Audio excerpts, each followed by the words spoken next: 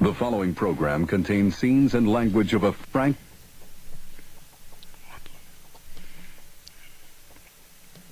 and explicit nature. Viewer discretion is advised. In 5, 4, 3, 2, live now. Dave, Celebrity Boxing, don't miss Trash Talking Radio every Tuesday night, 7 to 10. Yo, this is the House Federation. Check it out. Trash Talk Radio, 7 to 10 every Tuesday. You know what I'm saying? Do it. Be there. Hi, this is Harry, sanitary engineer, and you're listening to Trash Talk Radio. Next question, Jeff. Where are you? Right there. Yeah. I just want to thank TrashTalkingRadio.com. for all you've done to your bodies. It's still real to me, damn it! I mean, you're awesome. Thank you so much, Mr. for saying what needed to be said. I don't want to say it. Hey, I want to talk to Mike Chaz. Don't be putting me down like that. I appreciate it. Hey, shut up. Hi, this is John McConnell on Trash Talking Radio. This is Uncle Paulie from General Hospital. You better listen to me. I end up with cement boots.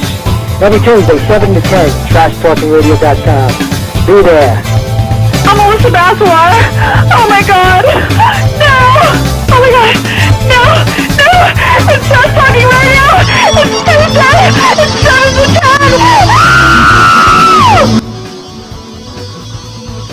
This is the Reverend Bob Levy, and you're listening to Trash Talk Radio. Only here, motherfucker. Hey, this is Billy Mays from the Grave, and you're listening to Trash Talking Radio Show on TrashTalkingRadio.com. This is the only radio show that you ever need. You listen in every Tuesday, 7 to 10 p.m. every week. And now, good instant entertainment. And if that's not enough, if you act right now, you can listen to the archives for absolutely free. Now, how much would you pay? Call now. Operators are standing by. This is Danny Bonaducci. Nobody trash talks like me. That's why I quit the Partridge Family. A bunch of goofballs dressed up in red velvet suits. How embarrassing. If David Cassidy was there right now, I'd tell him what I think about him. Why? Because you're listening to Trash Talk, 7 to 10 p.m.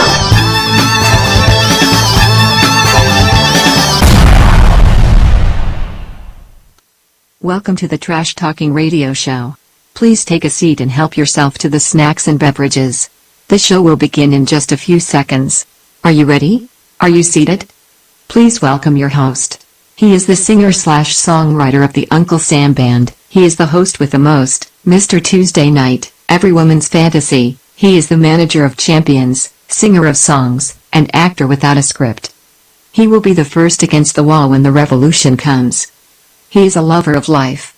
He is a Tesla driving, song singing, talk show hosting, son of a gun.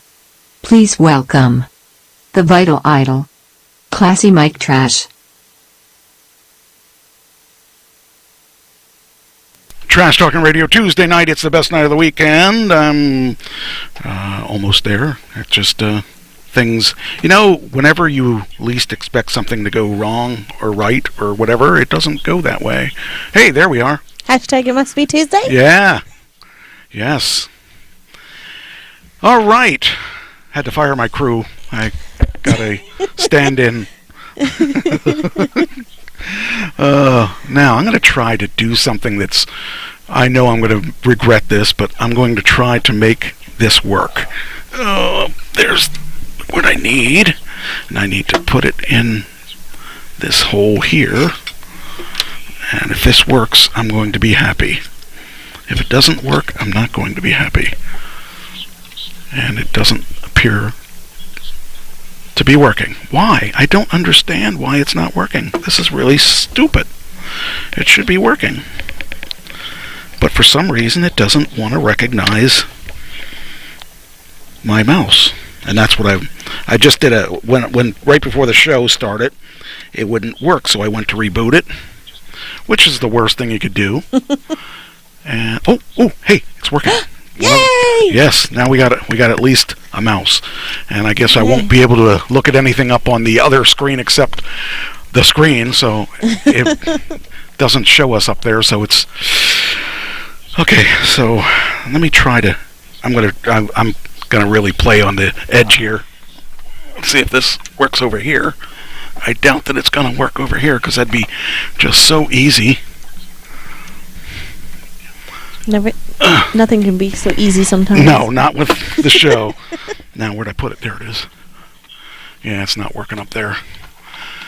I even replaced the track balls in this place, but I'll just deal with it. I just won't be able to use that screen up there for anything. Oh, this is not working at all. This is why. Where are we at? Where'd we go? I don't know. We disappeared. I guess we left for the day. All right, we'll make us. There we are. Okay, and now we're spinning. Good. That's got the spinning down. Hey, look at that! Finalist in Delta. Yay! Nice to be up there. Should have used that for our picture. Hey, maybe that could have worked. That's too late to. No, it's not too late to change that. I can change it. Yay! Because I am me. That's what I'll do. I'll change it to awards. I had Gracie on again, but I decided I wanted to put something else. Wait a minute. Let me see where the awards are. Pictures? No, it would be under awards. There we go. I'll let you choose which award. All right.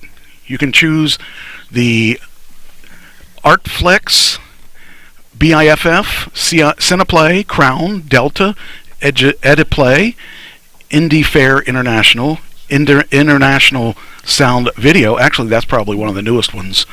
Multidimension, NYC, Phoenix Shorts, Pinnacle, Royal Wolf, and Swedish. Let's do the new one. Yeah, I was just thinking that. I didn't do that one before. We won the Queer Awards on that one. Nice. Yes. Jesse Joe says, hi, Big Mike. Hi. There we go. The best LGBT music video. Awesome. According to them. Where's all the crew tonight? They were fired, Jesse. They were fired. They said something mean about me, and I found out, and I said, nope, I'm not going to put up with that. No, they had something else to do. They thought there was something more important than the Trash Talking Radio Show. I don't know what that would be because, this is the most important thing. Right? I'm still here. Yes, you are. Because you're dedicated. I am. And I was able to pick you up. That helps. Well, you and Cheyenne. Well, Cheyenne didn't drive this time, though. Let's see. I have one RIP. Okay. They're not on our list. Of course not. I just found this one very, very interesting. Okay. And I don't think you guys sent it to me. I think I found it on my own. Okay. It's good when I find things on my own. How old do you think the world's oldest person is? That'll tell me whether or not you sent it. I think I found it on my own, though. I'm going to say 108. 108? Yeah. You're crazy. Not even close. Okay, so then I didn't send it. Yeah, 118. I was only 10 years off. 119. But it says 119 here, but in the article it says 118. So who do you believe, I just think it's... Anne said 112, so she was closer. I'm just amazed that someone lived to be 119. I know. 119. Do you realize 119 years ago, they were still in the 1900s, but just barely. Right? That's impressive. Freaking old. A Japanese woman officially certified as the world's oldest person has died at 119. Kane Tanaka was born in 1903, the same year as George Orwell, at a time when Japan was emerging as a global power. She got married a century ago, had 4 children. She spent her later years in a Japanese care home where she enjoyed board games and chocolate. What else is there? There isn't. Life is good if you got board games and chocolate. Right? After her death, with her death, the oldest person is now 118. That young girl is now moved up to the oldest person. She's now 118. Now, if she can only get that next year and a half, she can make it to the oldest ever. But I can't even fathom what it's like to be 100, even 100, Right. even 90. I mean, 100, to get to 100 is good. Imagine if all of the people we picked on that list Right. lived to be 120. We wouldn't have a game. It'd be Right. like, we'll start over now. We got no game. We'd have to think of something better, like, I don't know, the oldest woman to have a baby, which would be Janet Jackson, wouldn't it? Maybe, I don't know. She was 50 something. Janet Jackson was I believe 54. Oldest one to have I want to say 52. Okay. It was something weird like that. It was really much older than she should have been to have a baby. I'm amazed at that.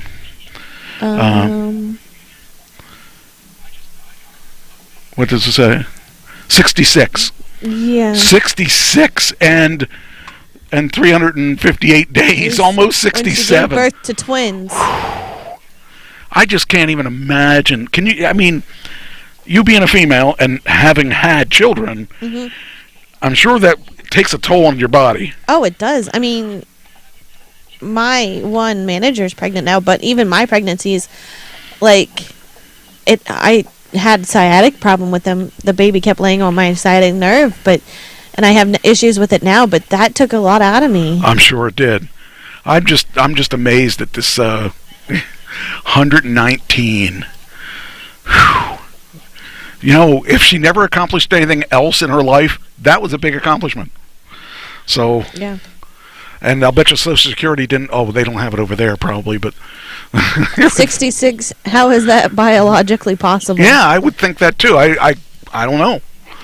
I know Janet Jackson had it pretty late in life, but I never imagined there was someone that had one more than 10 years later than her. Okay, so it says here, reading on, Anne, it says, in both cases, the children were conceived through IVF with egg donors. Oh, well, that's, I guess that would make it easier. So that's not really the same thing, though, is it? I don't know. I just thought it was interesting because she was that old. I mean, even if she just, but, you know, regardless. It says here, with her death, okay, so it's also in the year of her birth. Theodore Roosevelt was U.S. president. Wow. Edward VII was the British king. The Wright brothers carried out the first controlled flight of their motor-driven airplane, and Tour de France was staged for the first time. Now, if that doesn't make you feel old. Yeah. Well, I mean, she's double my age. Right. Triple. Well, what is it? Even I'll be 33 in July. Yeah, that's. I mean, that's crazy. But, yeah, so it says here Tanaka was the seventh of 9 siblings. She got married at age 19 and ran various businesses, including a noodle shop. Yeah, there you go. Her husband, whom she hadn't met before their wedding, think about that, fought in the Second Sino-Japanese War in 1937, while her son fought World War II and was held as a captive by the Soviet Union. Tanaka had been due to take part in the torch relay at Tokyo Olympics, but the COVID pandemic prevented her from doing so. Aww. On top of that, on top of having a sweet tooth, she is said to have risen early at a retirement home. What's that mean? On top of having a sweet tooth, she is said to have risen early at the retirement home, spending time on, here's your perfect retirement. You spend your time on mathematics and calligraphy. There you go. If I retire at 119, I will do lots of calligraphy and mathematics. Just trying to add up my age. So, at a ceremony, she was recognized as the world's oldest person in 2019. She said she was happier than she'd ever been. I can't imagine being happier than, like, every time I think, was I happier like 10 years ago? Right. And, you know, because, I mean, the older I get, the more aches and pains I get. I feel you on that. The oldest living person remains to be a French woman, Jean Louise Calment, who died at age 122 years and 164 days in 1997. Wow. So she didn't take that, but she I'm telling you, that's close. I mean, close in a way. And this is the part I found interesting. Japan has the most elderly population in the world. More than a quarter of society are age 65 or older. With diet, healthcare, and the fact that many older people continue to work in their later years, identified as reasons behind long life expectancies. They treat their old people a lot better than we treat our old people. So maybe we should move over there. Yeah. What did Jessie Joe say Mike for? I think she's meant to say, Big Mike, you're only 45. Oh, okay. Okay, thank you. I like you a lot more than I did before. All right, I wish I could say I was that age. But that's our only person that we're going to talk about that died this week. And nobody wins any. All the money goes back in the cabinet. So for next week. For next week, yeah. Anyway, all right. Let's see what we're going to do here. I got to be careful not to go too fast because we have just enough to get through. Okay. But I may break it up with surprises. I don't know what they are. Oh shoot! I didn't change our banner. I got to change our banner. Hold on. Well, my computer went down, and it just came up when we just. We were messing We just around. started. Yeah, because I was like waiting, and then I rebooted the computer because it wasn't doing something right, and it's the same way with like if you're running a show. Every time you run your show, it does this kind of stuff too. So you know what I'm talking about. I'm not just making this stuff up. Oh, it didn't do it. Why didn't it do it? Oh, okay. Amy Susan just said $0 is still $0. That's right. Oh yeah, we got to do roll call. Oh yeah. All right. It's my trash here. Cirillo?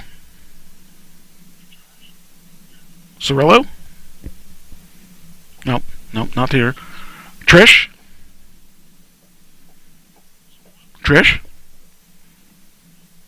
I wonder if there's a problem with the microphone. Okay. Ashley? Here. Oh, there we go. Must not be a microphone problem. Nope. This one works. Well, let's see. You know what's funny? It's funny that their assignments were due this week. Oh, no. And they didn't make it. How?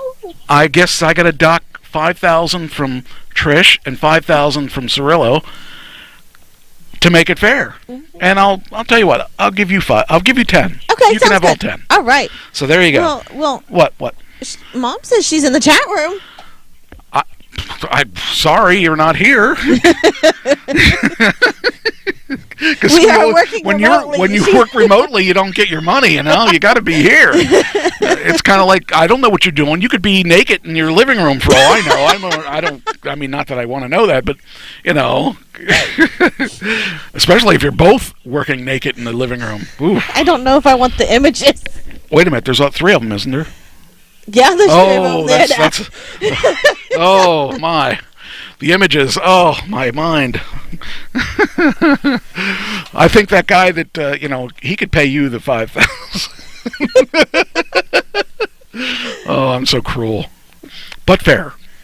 So anyway, all right, let's go. Okay, so do you know who J.K. Rowling is? Yeah, the writer. She is. And you got to get near the microphone because, I thought I had it there. We go. There we go. There we go. Now, the writer, yes. Be nice, trashed, is what Mom just said. Well, I don't know if she was talking about to you or to her because I was pretty mean to her. So, anyway, you do know who she is? Yes. Do you know what she's in trouble for? No, she's in trouble. Oh, she's in trouble. Uh-oh. All right, so let me get over there since I got this mouse to semi-work for now. She's under fire for her, transgender writer is under fire for burning J.K. Rowling alive in a vile horror novel. Ooh. Now, she's not very nice to transgender people, so that's her big thing. It just... It's one of those things that it's really none of her business, and she shouldn't hate. Right. And she doesn't treat transgender people very well. So the transgender community This one wrote a horror novel that included her in it. I mean, I can't blame What did him. I do? What did I do? I don't know. I think I did something wrong. Oh, I know what I did wrong. I just really made what I was supposed to do is this, and then I was supposed to hit post or tweet. And we'll talk about tweeting later. There we go. There we go. Anyway, so she was really rude to transgender people. So transgender people were doing their part to say what they feel. I mean, I can't blame actually, them on this there. is probably the article. Let's see here. Let's go back here. Let's go and widen this up. Trans author has come under fire for killing off J.K. Rowling in a new horror novel. I think it's hilarious, personally, because, she doesn't have any problems killing off transgender people. Manhunt. Wait a minute. Let's see. Wow. Is that girl transgender? She's freaking gorgeous. Yeah. Wow. Okay. Gretchen Felker Martin is facing criticism that her book Manhunt. I got to move this out of the way. That her book Manhunt is misogynistic due to fictional treatment of the Harry Potter creator who meets a violent and grisly end. To me, that's pretty funny. But I think it wouldn't be funny for her. Right. If you're sick of gender-plagued novels written by transphobic dipshits, try my novel Manhunt, written by a trans woman for trans audience. Trans dykes fall in love, and F and murder turfs. Feral men maraud in the wilderness. J.K. Rowling dies. That to me that's hilarious to me. It is. And I would imagine that if they did one about Mike Trash dying in the forest, I'd probably be a little upset about it. But right. I think it's pretty funny. I mean, I can't blame them because I mean, honestly, if I was transgender and I wouldn't have be appreciated. Well, yeah, I mean that's the thing. It's hard enough to be transgender in today's world, right? But to have someone outwardly talk bad about your people, right? For lack of a better word. The book also contains a ship called the Galbraith, which is believed to be a reference to the 56-year-old Arthur Penn's name, Robert Galbraith. I guess she writes books under that name too. Oh boy, it is what it is. Got to be careful. You just don't need to be irritating. It says that despite receiving praise, some people on the e-tailer Amazon have slammed the book. I think it's hilarious. Let's see if there's anything else we got. First the book, next the movie. Oh yeah, here it is. Misogynistic rubbish.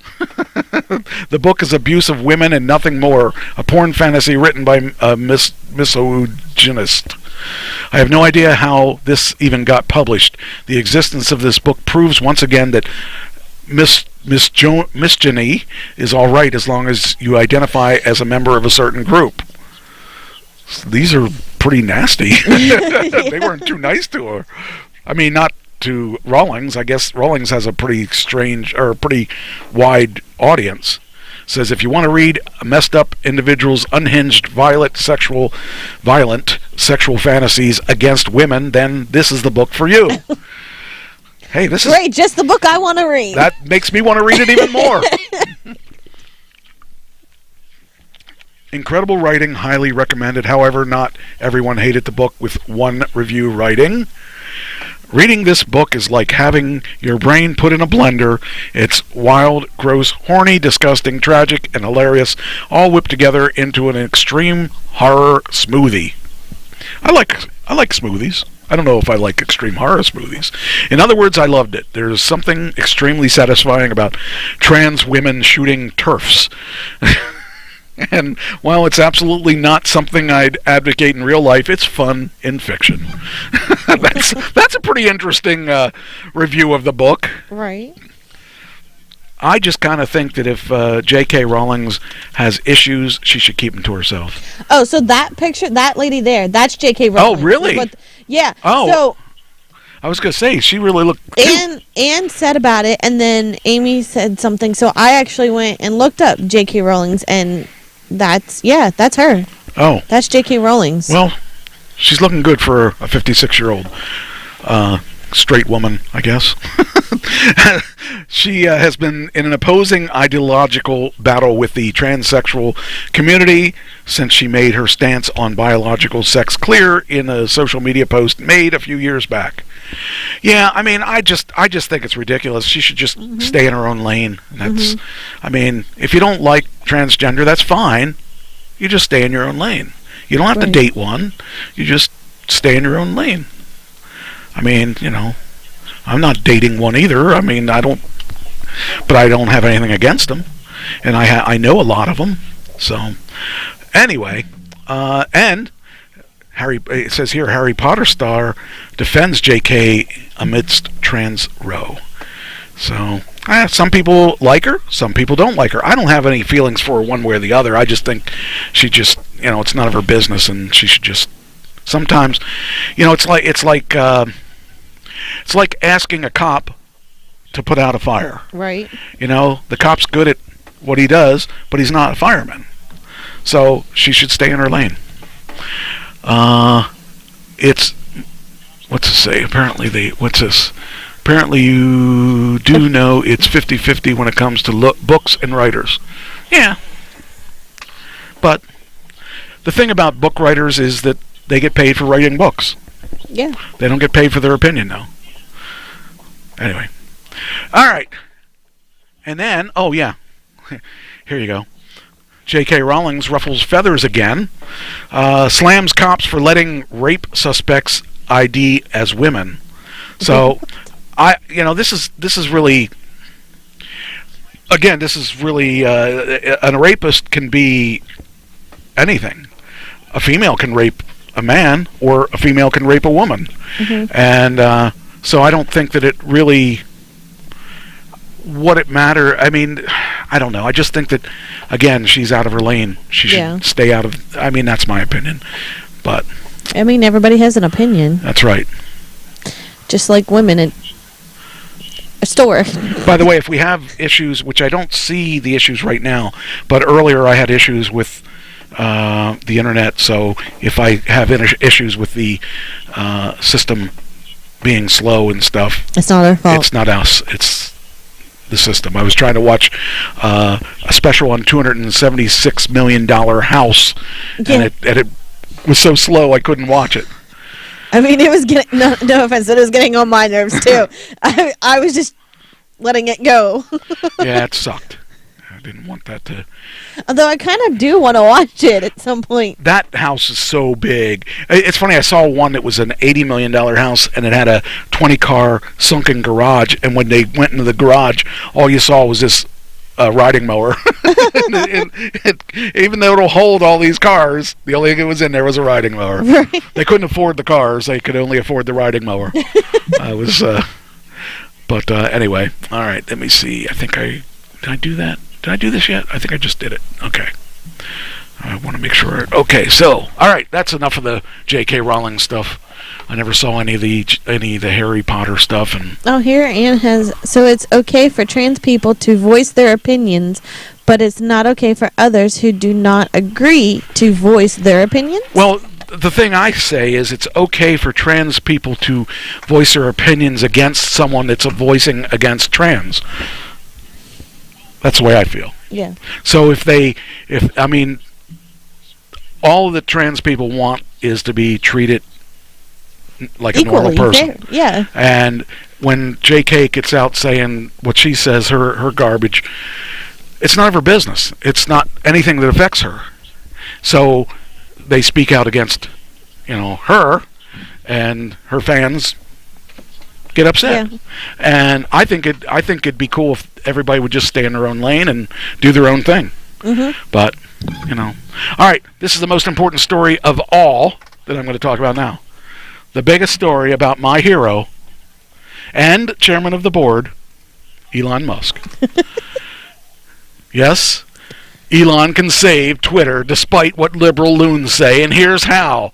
So he did actually end up buying Twitter. No matter how hard they tried to block he ended up. I knew he was going to end up winning. He gets what he wants, and they'd be foolish to turn down the billions of dollars that they got. Right. I mean, if someone offered you, say, $50 billion to run down the street nude, I'd be doing it. I'd be doing it, and I don't do that. You got to give me that money. I can do a lot of a lot of cover-up stuff. A lot of, hey, who cares what I look like? I got $54 billion. It doesn't matter. And I can make myself look however I want at that point. I wouldn't care what anybody said. Shave a little fat off here, shave a little off here, and just give me a new body. I wouldn't care what anybody said if I'm getting $50 million. Million? We're talking billions of dollars. I'm not billion. If I'm getting $50 billion. Yeah, I could do a lot with $50 billion. I could buy me a car, a house. A couple houses. Yeah. You could buy that $276 million house. Yeah, I could. And pay the taxes on it even. That's or I could live in a cruise ship. Could live what? In the cruise ship. You could live in the cruise ship, yes. Yeah, we were watching a thing on people that live on a cruise ship. Why would you live on a cruise ship, you would say? At least I wouldn't want to live on a cruise ship. But they said it would be $60,000 for the cheapest? No, it was $72,000. $72,000 for the cheapest. I could see doing that, but I'm telling you, those rooms are so small. Yeah, that's for the smallest room. Yeah, and that's the smallest room on the inside of the ship. But they have 3-bedroom really nice rooms, and they were like $1 million or something like that. Yeah, $1 million. Yeah. I can't. I would not like that at all. I'd be stuck. I don't want to see that many people on a regular basis. Mm-hmm. If I have that kind of money, I'm going to buy my own cruise ship and take it where I want it. Right. Hire somebody to drive the thing and just go when I want to go. But I can't see me using it. It's like, it's like owning a Tesla in New York. There's no reason to have a Tesla in New York. Right. Because the buses are the way to go, or the transit or whatever. You don't want to take your car into New York. Right. So I noticed it cost me a lot of money when I drove mine up there just for storing it. So, yeah. But Amy Sue says cheaper than a retirement home until you need to be there. Yep. And that's what they were talking about, is these people were living their final years in the ship until they couldn't physically do it anymore. Right. I don't know. I mean, to go on a cruise once, twice, 10 times, okay. But to go on a cruise more than that, I just can't see the point of it. Just doesn't make sense to me. But some people like that. Right. I don't know. I wouldn't mind doing a cruise once, but I want to do like the Chris Jericho cruise, because he has the bands playing and stuff and all that. Nice. I'd be into that. Or a wrestling cruise where I can be hanging with the wrestlers. I don't know. Something about, I love water. I love water a lot, but I want to be able to walk away from the water. Right. You're not walking away from the water when it's surrounding you. And I don't feel that secure that I'm going to be in a boat that long. But these people do it. That's what they do. And if you have the money, why not? Right. I'd rather spend that money on a nice house somewhere, and like a $276,000 or $1 million house, but that's never going to happen. Anyway, so he did take over. He took over the Twitter, and says here, it's all over Twitter. Twitter's heaviest lefties are telling us the shrieking is at cat tail slammed in the door levels. Oh boy, that sounds loud. Yeah. When Elon Musk takes over, they warn Twitter will become a flaming, toxic, radioactive cesspool of politically incorrect jokes and links to accurate reporting on Hunter Biden's laptop. Wow. A lot of people have a really interesting thing. You got to understand something. He's a trillionaire for a reason. Right. He's not going to take and spend tons of money on this and throw it away. He's going to take this and he's going to take it to the next level. He's a businessman. He really don't care about the crap. He wanted to make a point that he could buy it. He made that point. He made that point. He gave them way over what it was worth, probably about 20% over what it was worth, and he got what he wanted. Now he's got to turn it into something, because even though that's not part of the Tesla family, that's a separate entity, he's not going to want to lose money because everyone's watching to see what he's going to do with it. Right. And if he does something stupid with it, he'd be dumb to not take advantage of the of this opportunity, because there's money to be made if Twitter revamps its stuff and does it a little bit different than it is now. It's kind of gotten stale because the kids aren't on Twitter, and you're not on Twitter. And I think I have one, but I've never used it. What do you use most often? Facebook. What do you use next?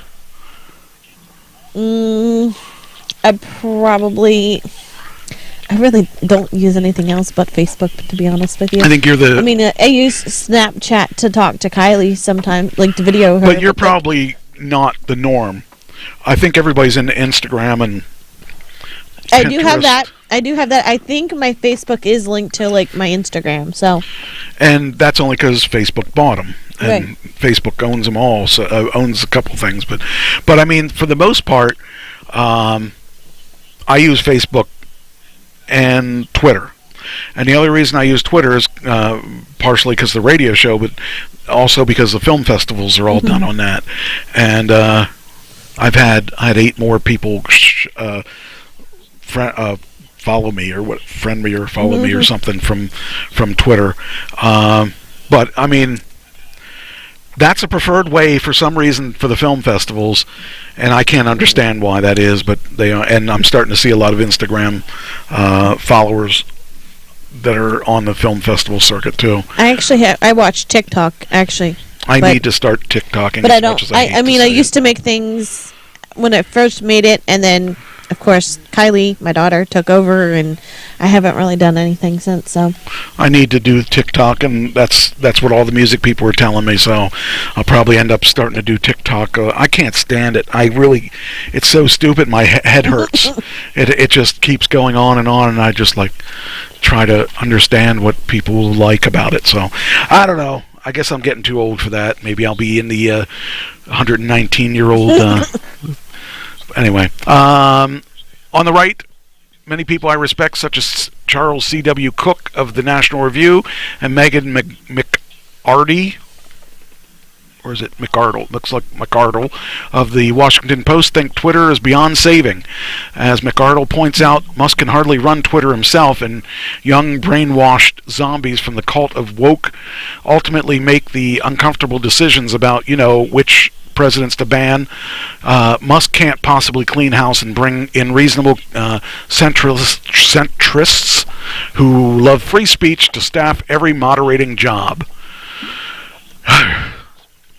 I think we'll see this turn around. I know that he's not doing it just to... I mean, he did it to prove a point, but he also did it because he sees money. When he created PayPal, everyone told him he can't do it. He's not going to make money at it. Well, look where PayPal is now. Right. When he started with Tesla, people were saying electric cars aren't going to catch on. Yeah. Well, now they're selling 1 million cars a year. Right. And in fact, we'll talk a little bit about that later. Before you know it, because Ford has released their first pickup, and it's the one they've been talking about, but they haven't. It's not tried and tested, so we may see all kinds of issues. Yeah. The thing about Tesla was they tested the cars thoroughly before they released it, and Ford's had 2 years or whatever to test this, but I don't know. We'll see. I mean, their truck looks pretty good, I got to tell you, but it only gets 250 miles to the charge, whereas the new Teslas are going to get almost 400. Right.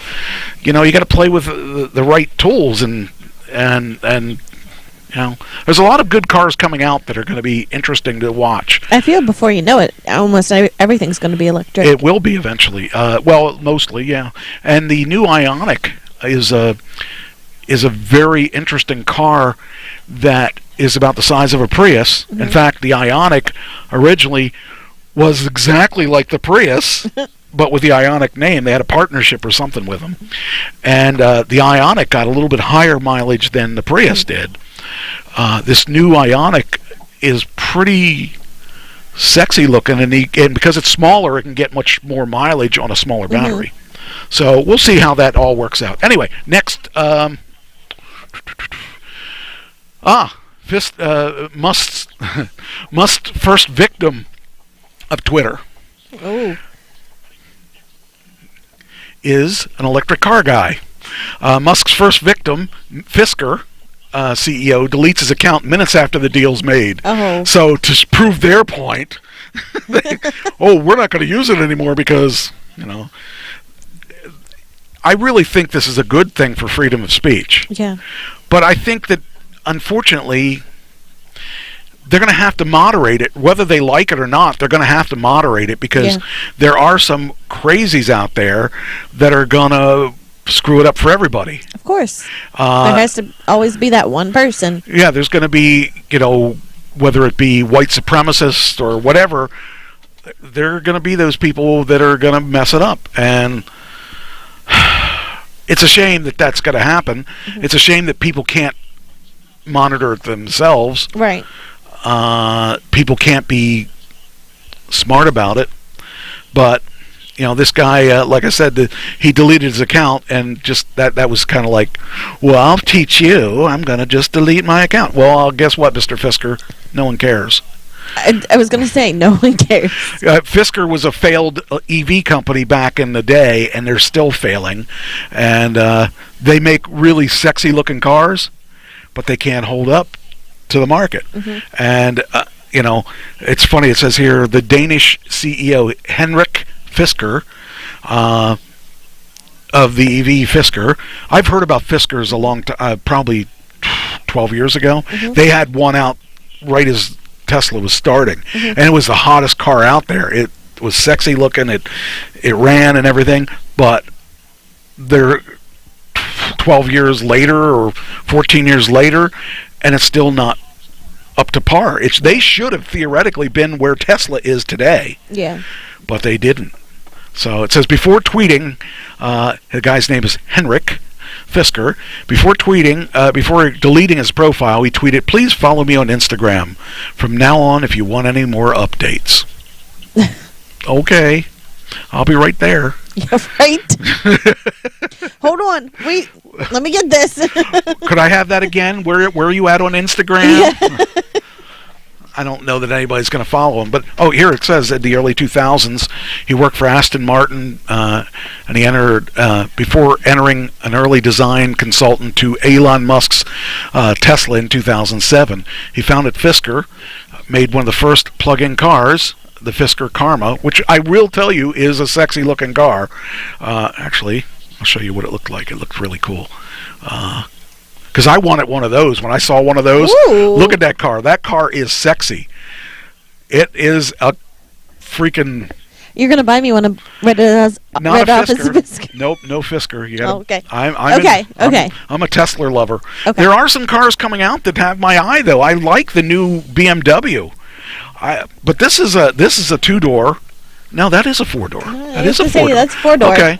But the one that I saw, that I was looking at, I think it got under 200 and maybe 250. But after being in the business 14 years, they should be up at 400 miles per charge or something. Right.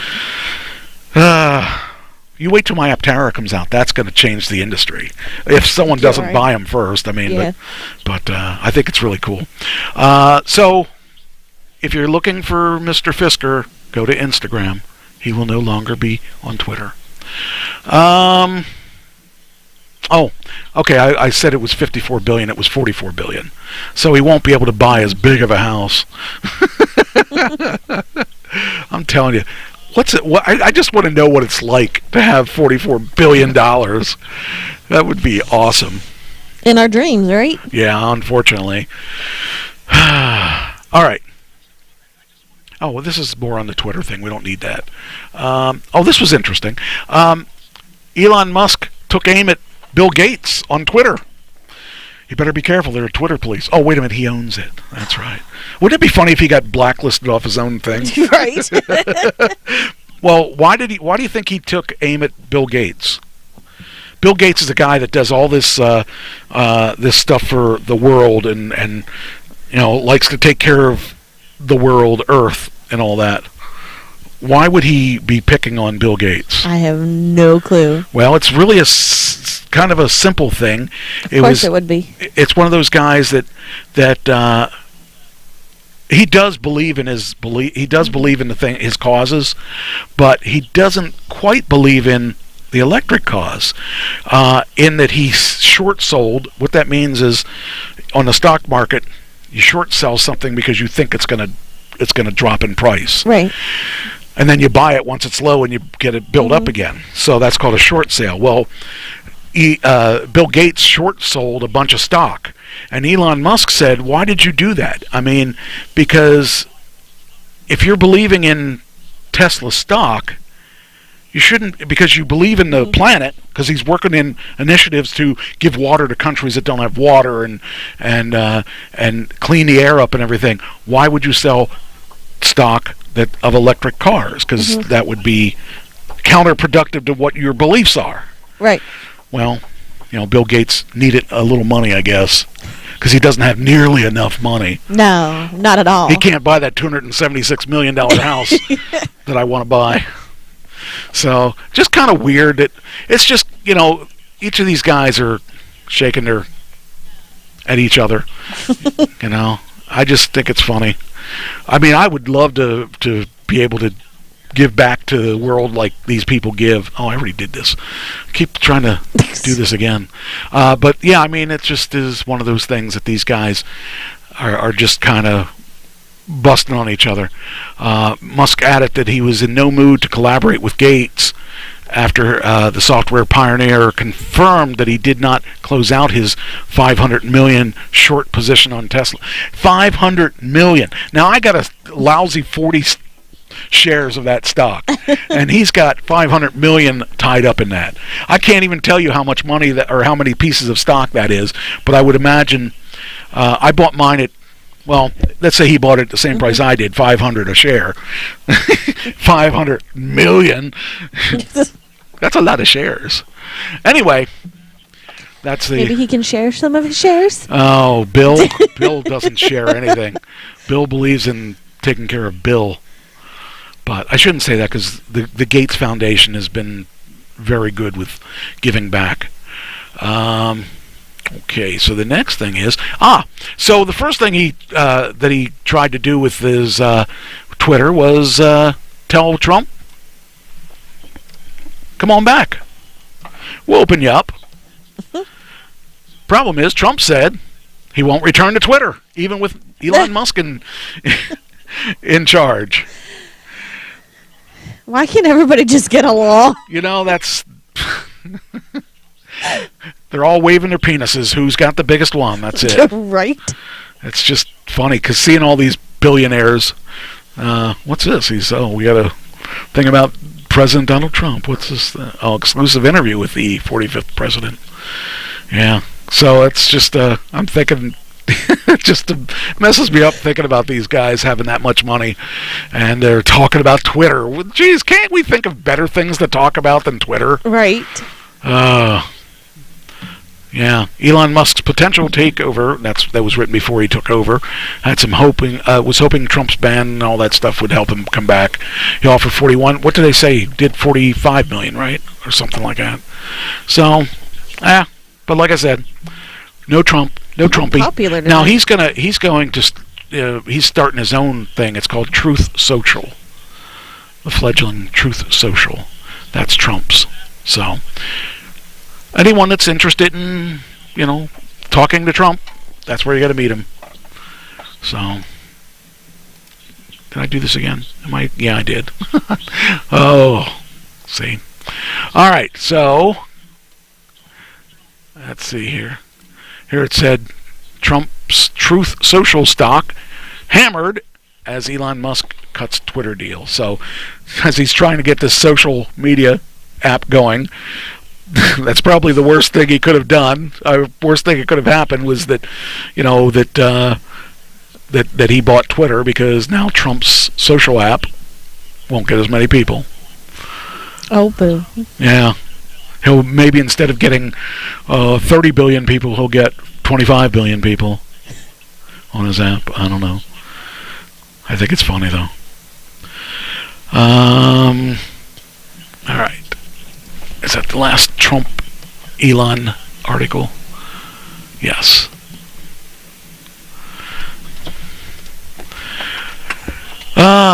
President Kamala, or Vice President Kamala, I should say, is in the news. You know why? Why? What did she do? I have no idea. She did something you probably haven't done. That doesn't surprise me. You said, which one? Which thing is that? Yeah, which billions of things that she has done? There's a lot of things I haven't done. And Amy Sue said that's 40 more than she has, so I do appreciate that. She is in the news because she tested positive for COVID. Yeah. It's crazy. I'll keep my comments to myself. I'll tell you, she was a good wrestler. Kamala was an awesome wrestler. I met him. Unfortunately, he's dead.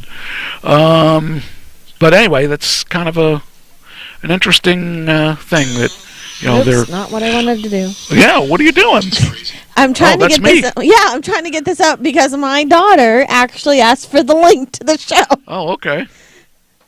So anyway, so Kamala's now.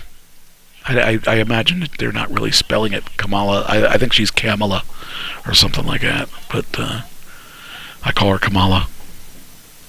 So, but yeah, kind of interesting. But I'm not really surprised because those people meet with a lot of people, and most people don't have it. But it only takes meeting one person that does that will give it to you.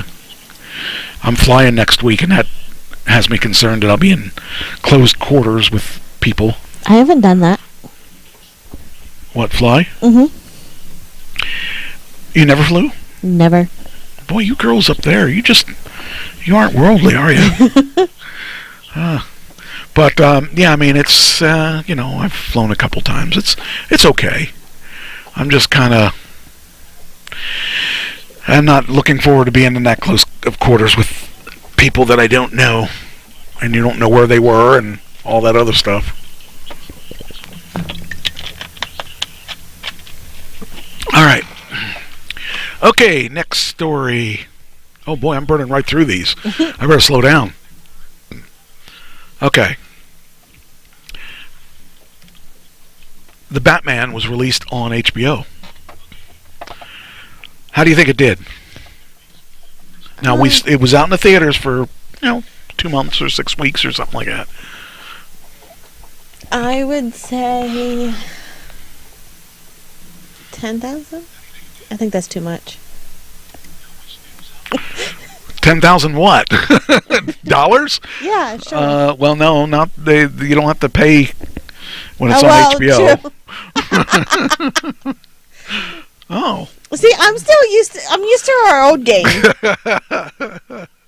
Well, the answer is the first week viewership on HBO was bigger than the streamer's theatrical day and date titles. Okay. So it did better the first week than it did when it was out in the theater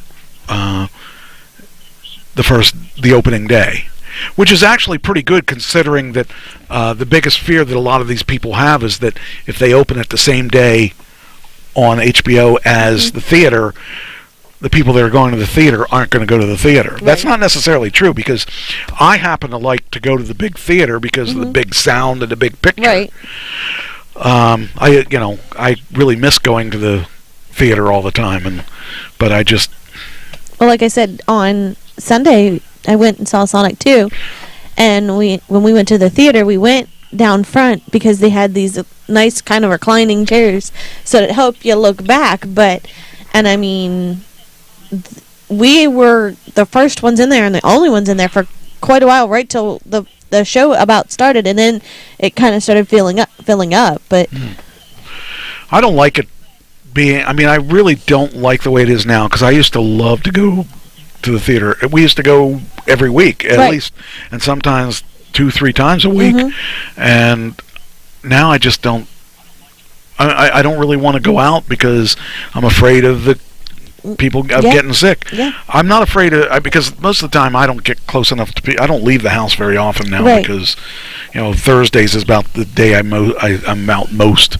But this thing going to Vegas, that's got me a little concerned because there are a lot of people in Vegas.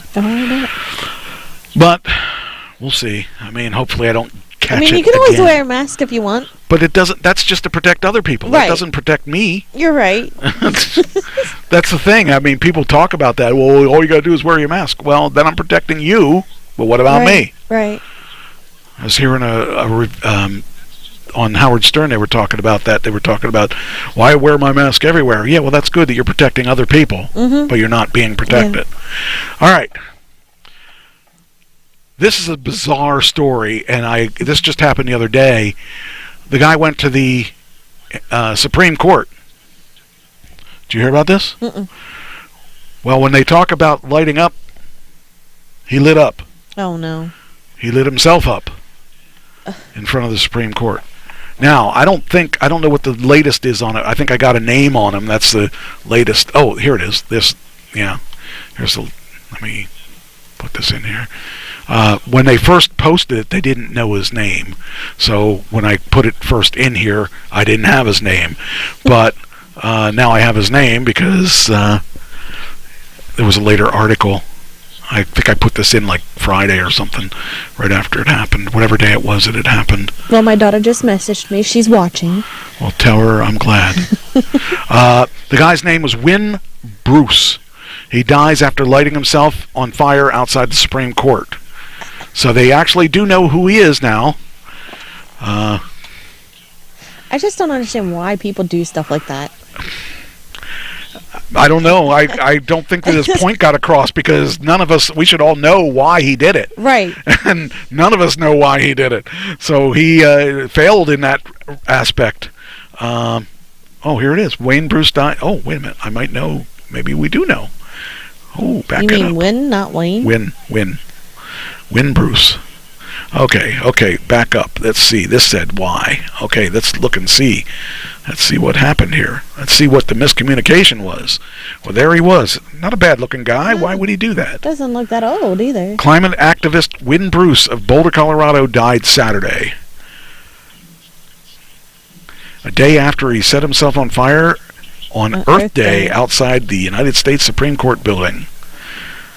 A Facebook page belonging to a person named Win Bruce said he was a Buddhist and a climate activist. Well, how's that working out for you? Yeah, that's kind of crazy. Let's see what... In 2020, Bruce left a cryptic Facebook comment that included a fire emoji and... the date of his birth. In 2 years, he predicted his death. Well, he predicted it correctly. He died on 4/22. Well, how good was that? Man, that's pretty sick. That's really sick. Well, he predicted his death correctly then. That is crazy. A Buddhist priest from Boulder said that she knew Bruce and called his death an act of compassion. I call it stupidity, but that's just me. Can't think of a way I'd want to die that's worse than that. This guy was my friend. He meditated on our Sangha. This act is not suicide. Sure it is. This is a deeply fearless act of compassion to bring attention to climate crisis. We're piecing together info, but oh man, what an... That sounds like Trish. Well, this is... Sorry. I can't... I can't... If someone killed themselves, I would not say it's an act of compassion. No. Unless he was dying, he was in a lot of pain and he couldn't handle it. But the last thing you want to do is burn yourself to death. I'd shoot myself in the head before I'd burn myself. Yeah, I'd make it a quick death versus... I've seen that on Walking Dead. You kill them right in the head. They're right out. They're done. Yeah. I couldn't imagine the pain involved in burning yourself. And if you don't succeed in dying, you're like that. You're like that for a long. Look at them. We're yellow for Facebook. Oh, we're back. Okay. I just can't imagine. I'm sorry. I can't say that I would be moved by this. That there's nothing. I don't think anybody. If everybody misses the point, you haven't won. Right. And nobody knew what this was about. The few of us that are reading Dr. K. Critique now know what it is. That's not a lot of people. Right. If you're going to do it, you better do it in a better way and make sure it's not as cryptic. Yeah. So all we know is some guy set himself on fire in front of the Supreme Court. That's it. We don't know why. We just know he did it. And if it's climate crisis, well, that was really kind of stupid to do it in front of the Supreme Court. You probably should have done it in front of a dying llama or something. That's just unbelievable. But hey, that's his choice, and he's got to. I can't say live with it. He made his choice. It shows how compassionate I am, I guess. Well, I had to chuckle to myself when you said, like, Buddhist, because it reminded me that something that happened. I overheard somebody, one of our girls taking an order, and she was naming the types of cheese that we had, and she said Gouda. But the lady that she was taking the order of thought she said Buddha cheese. Buddha cheese, yeah. Oh, yes. It's the best kind. Chop up them Buddhists and you can make them into cheese. That's pretty sick. Okay. This next one's pretty funny. This West Virginia man, now you know it's going to be good because it's West Virginia. Of course. Got pulled over by the police. And he had to give his registration and all that. What do you think he gave instead of his registration? His medical card? Close, but not close enough. His meth. He gave the guy his meth. Here he is. Now that guy doesn't look like he's on meth.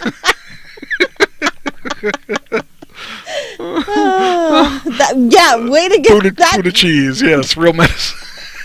This guy, I mean, he looks like he got... What? I wonder how far that got him. What? I gave you what? Give me back my meth. How'd you get that meth? That's not mine, but give it back to me. Oh, man. Oh, I screwed it. I didn't actually finish the article. I was used to closing stuff. Yeah, I can't even imagine, like, how methed out you are that you gave that as your registration. A West Virginia man was arrested and charged with allegedly handing officers a bag of suspected meth instead of his vehicle registration during... Now, wouldn't it be funny if it wasn't really meth? Maybe it was like Pez, right? Or something. One of the straw, the Pixie sticks. Pixie sticks, yeah. If he had all that in there and they said, "Oh, well, this is meth." Here you go. No, that's not meth. That's pixie dust or pixie stuff. That'd be funny. And they're gonna take one look at him and be like, "What? Are you sure?" Yeah, like, I was what meeting. Are you on? I was meeting a child.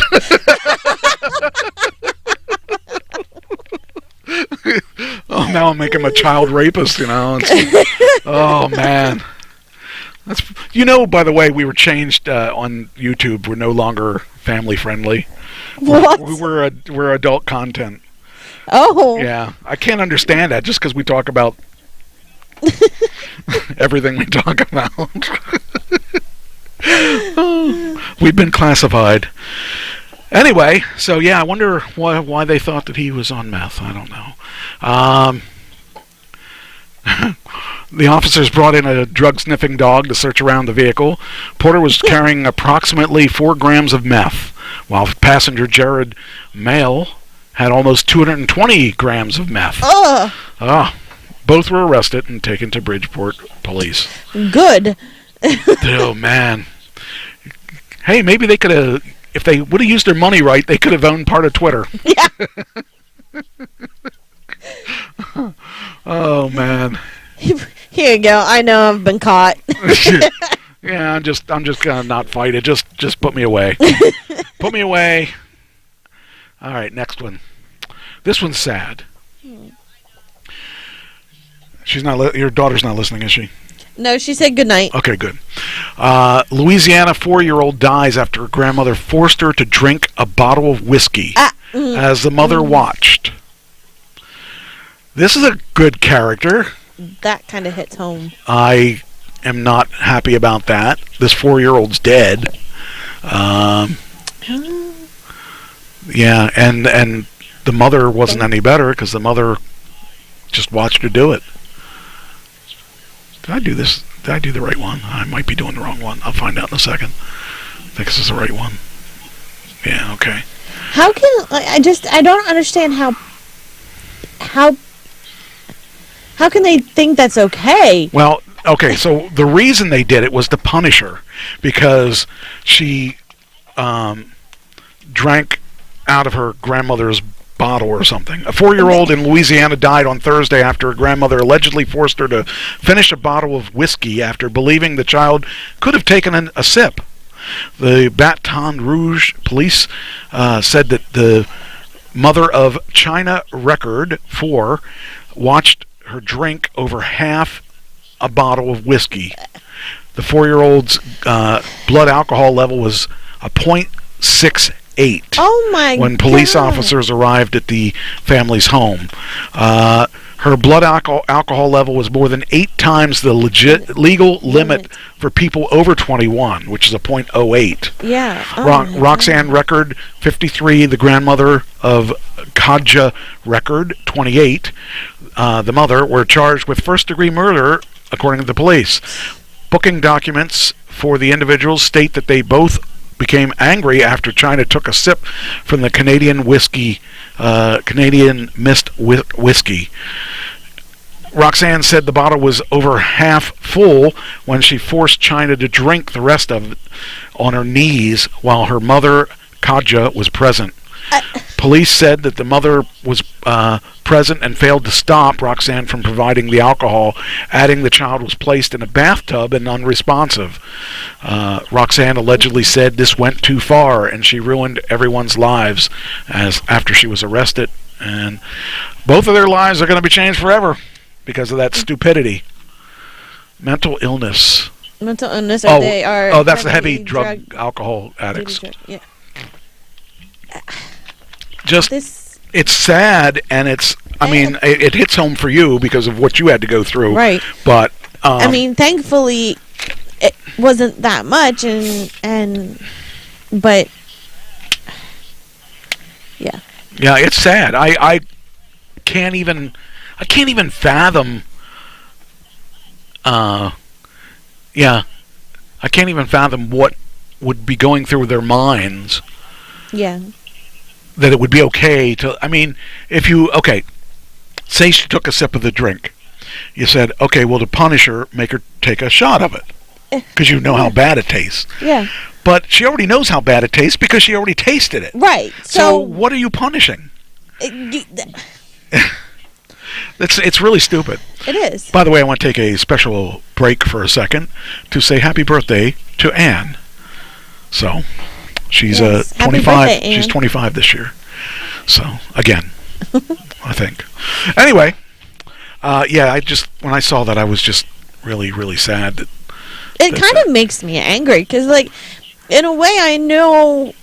I don't want to say in a way I know what they're going through, but because, I wasn't there to stop mine. I was at work, but to think that is okay. At all? Even for a punishment? Well, the grandmother was clearly insane. Well, there should be common sense. There's a little bit of...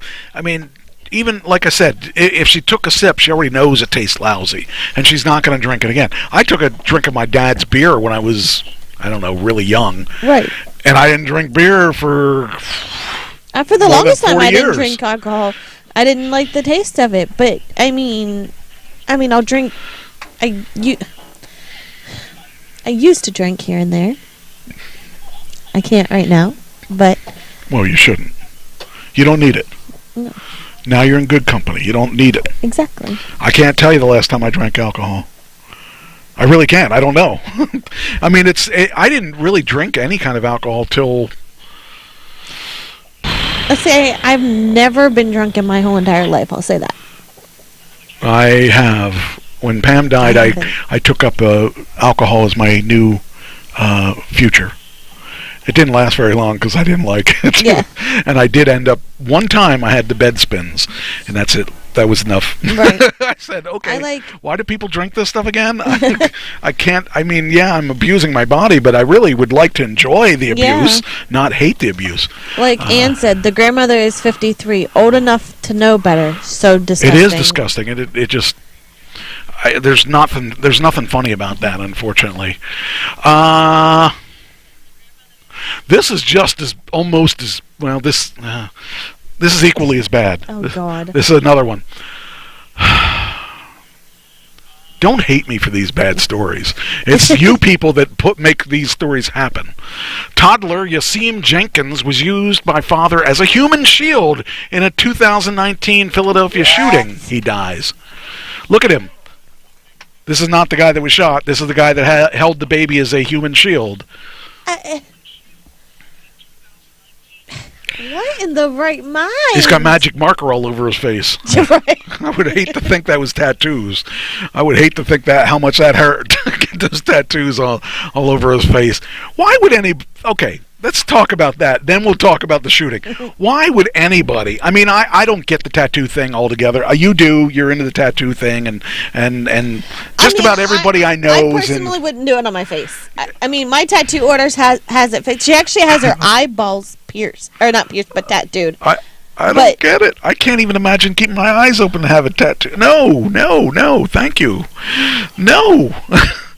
But, okay, let's talk about his offenses now. A toddler who prosecutors say was used as a human shield by his con artist father during a 2019 drug-related shooting in Philadelphia died Tuesday. Yasim Jenkins, 3, was just 11 months when he was shot in the head, neck, and buttocks after his father, Nafees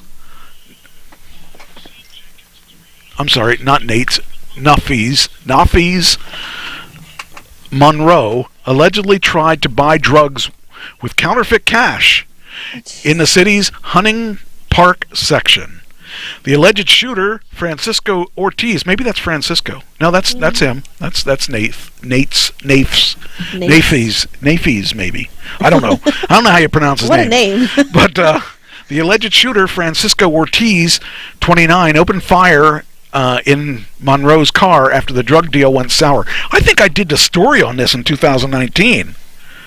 I didn't. That was 3 years ago. I don't.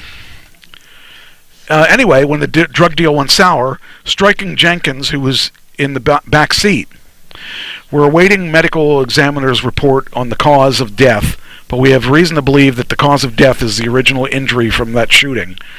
Ortiz was expected to be charged with murder in the tot's death if it's ruled homicide by the coroner.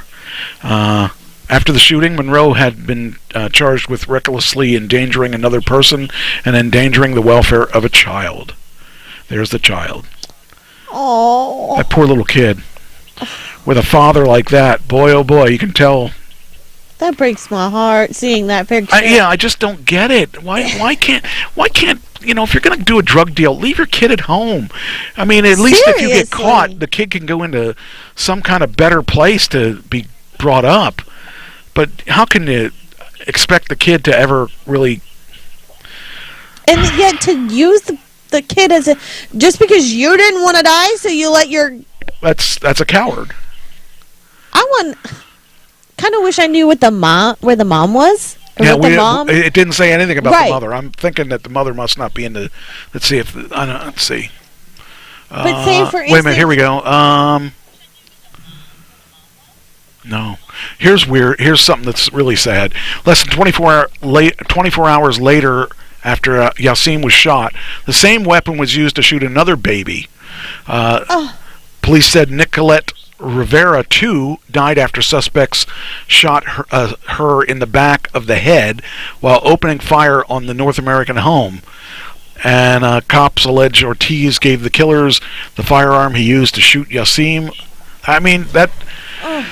There's no saving these people. I would say everyone that's involved in this, just shoot them. Right. Just kill them. Yeah. I mean, obviously, this guy here is not going to be getting any kind of CEO job anywhere. No. And he's a coward. I say, just kill him. Just let's not pay for him to be in jail. Let's just pay for him to die. Right. It's a lot cheaper. I think anybody that shoots somebody should. Well, he's the guy. He's the father. I mean, he should even be. at that. I mean, anybody that's out there with their kid at a drug-related. Yeah, really? Can't you find a babysitter or something? Why did you should? You deserve to be shot, just like your son. Yeah. Drano cocktails all around. I think I'll take one after reading these stories. These were horrible. All right, next one. I got another kid that died too, but this is not from anything drug-related. Right. This is dying because the people that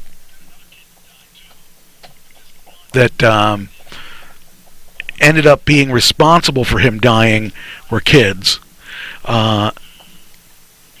Family of teen who died after falling from an amusement park ride sues, saying many mistakes were made. First off, I don't want to say this, but I'm going to say it because I'm just as bad as what they went through, okay? The kid was 14 years old, okay? The kid was 380 pounds. Good gracious. So there's the first problem, okay? At 14, I was probably... What was it on what that? grade Like is that? free fall? What's that? What grade is that? About 8th? What? 14. Is that about 8th grade? Give or take? Probably. Okay, so at eighth grade, he was almost 400 pounds. That's not what killed him. What killed him was, a month after 14-year-old plummeted to his death from a Florida amusement park ride, his family suing a bevy of defendants, saying a series of mistakes put the visitors in danger and led to their child's fatal fall. You said what age? 14. 14. 9th grade. So 9th grade. So he barely... I mean, I was a fat kid. So yeah, 8th, 9th grade, depending on... I might have been 250, maybe 300, maybe. I don't even know if I was that heavy at that point. I think I was... Not 380 pounds. No, it took me a while to hit 100 pounds, and it wasn't till high school that I did it. There you go. Now you know what it's like to be a mother. I do. There you go. See, now I can hear you. It's kind of good when people want to hear you. I mean, if you wouldn't have drank that Drano cocktail, you might have been, a little more on. I must have. But anyway, so Tyler Sampson was visiting Icon Park on March 24th when he got on the Orlando Free Fall Drop Tower ride. First off, no way. I'm barely getting on this airplane, and I know it's not going to free fall, or think it's not going to free fall. There's no way I would voluntarily get on a free fall ride. Right. But anyway, horrified bystander video shows his name was Tyre. Tyre. Tyre?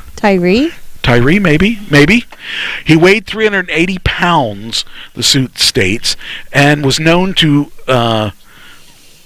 loved ones as the Gentle Giant, slipping out of the ride and falling to his death. Now think about that. He's not going to be scared for long because it's going to be he's going to go real quick. But I mean, just to think about, that's supposed to be a fun ride? Nope, not to me. Hardest sensor in Tyree. Let's call him Tyree. I like that name. That sounds it would be Tyree. The sensor in Tyree's seat had been manually loosened and adjusted and tightened, allowing for a greater gap between his harness and his seat. And that's what they said in the forensic engineering firm commissioned by Florida. Defendants in the lawsuit then filed Monday in state court include Icon Park, Slingshot, which owns and operates Orlando's Free Fall, the ride's manufacturer, Austria-based Funtime Handels, or Handel, and the manufacturer of the seats and harnesses, Germany-based Gerslauder amusement rides. Last week, Icon Park said it's deeply troubled that the preliminary findings of the state's investigation investigation indicate a sensor on the Orlando's free fall attraction, which is owned and operated by Slingshot Group, had been misadjusted. So basically, he probably said, "Hey, this is too tight. Can you loosen it?" And they loosened it too much. Yeah. And so all of that, I mean, at that point, hey, it's too tight. And I'll tell you, honestly, when I was at my biggest, there were times when there was they went around in a circle and really fast, and you spun all over the place. There was a time when I couldn't close it, so I held it down. I could have died. Yeah. I mean, I was just so embarrassed by being so big that I was not wanting to get up and leave being too fat, because I've been told that I couldn't ride something because I was too fat before. And in fact, in Hershey Park, they have this thing that you stand up in and they fling you all over the place. I couldn't lock the thing, so I had to walk away from it. And I didn't want to ride it anyway. I was with a girl, and I wanted to not seem like a coward. Impress? Well, I wanted a reason to not ride it, but I didn't want to tell her I was scared of it. So I was lucky. I said, "Oh no, I'm not going to be able to ride it." Darn. Darn. But that could have been me. I could have been flung. If you're not, they have those things for a reason, and they have the restrictions for a reason. Yeah, that's why I like Disney though, because Disney is very fat friendly. When I was at my biggest, when I was at 468 pounds, I could ride every ride I wanted to at Disney. That was awesome. So, but at Hershey, I was probably what I am now, and I couldn't get in that ride. And I'm much smaller than I was then. Anyway, it's sad because this kid died, and it was definitely. Oh, this is interesting. Sorry, could you say that again? Sure. Sorry, I'm having trouble hearing you. I am too. My watch just automatically talks to me at times. Hey, I'm never alone when I have my watch. Okay. Anyway, she better not replace me. She's been around forever. A metal detector. It says there were no clear weight limits nor scales at the ride site, even though the ride tilted about 30 degrees forward, the suit states. And the manufacturer in the manual says right there, that you could not be over 287 pounds. Yet this guy was 380, so he was 100 pounds over the weight restriction. So what they did was, instead of calling him on it, they changed the restriction of the harness. If the weight limit is 287, you can probably be 300. Yeah. But you're not going to be 380 pounds and getting out of that. Right. They don't tell the ride operator you need to have a scale if weight is in question. Yet at this ride in Orlando, the free fall ride, they have a metal detector. So if you go through the metal detector, which there's no risk of association with the ride, maybe keys would fall out and hit somebody. It's a fun ride. It's a thrill ride, but it's not supposed to kill you. I'm telling you, I wouldn't get on that ride. I've seen rides like that. Nope. I like what Christine just said.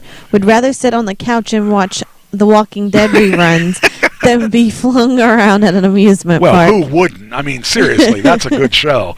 But I mean, I don't like The Walking Dead, but... The Walking Dead rocks. But, I mean, could definitely sit on the couch and watch reruns of other shows. Definitely. The Walking Dead's not going to kill you. Listen, I just recently have been watching Harry Potter. Oh, I never watched that, and I won't ever watch it. I will not watch it. I'm on the 7th.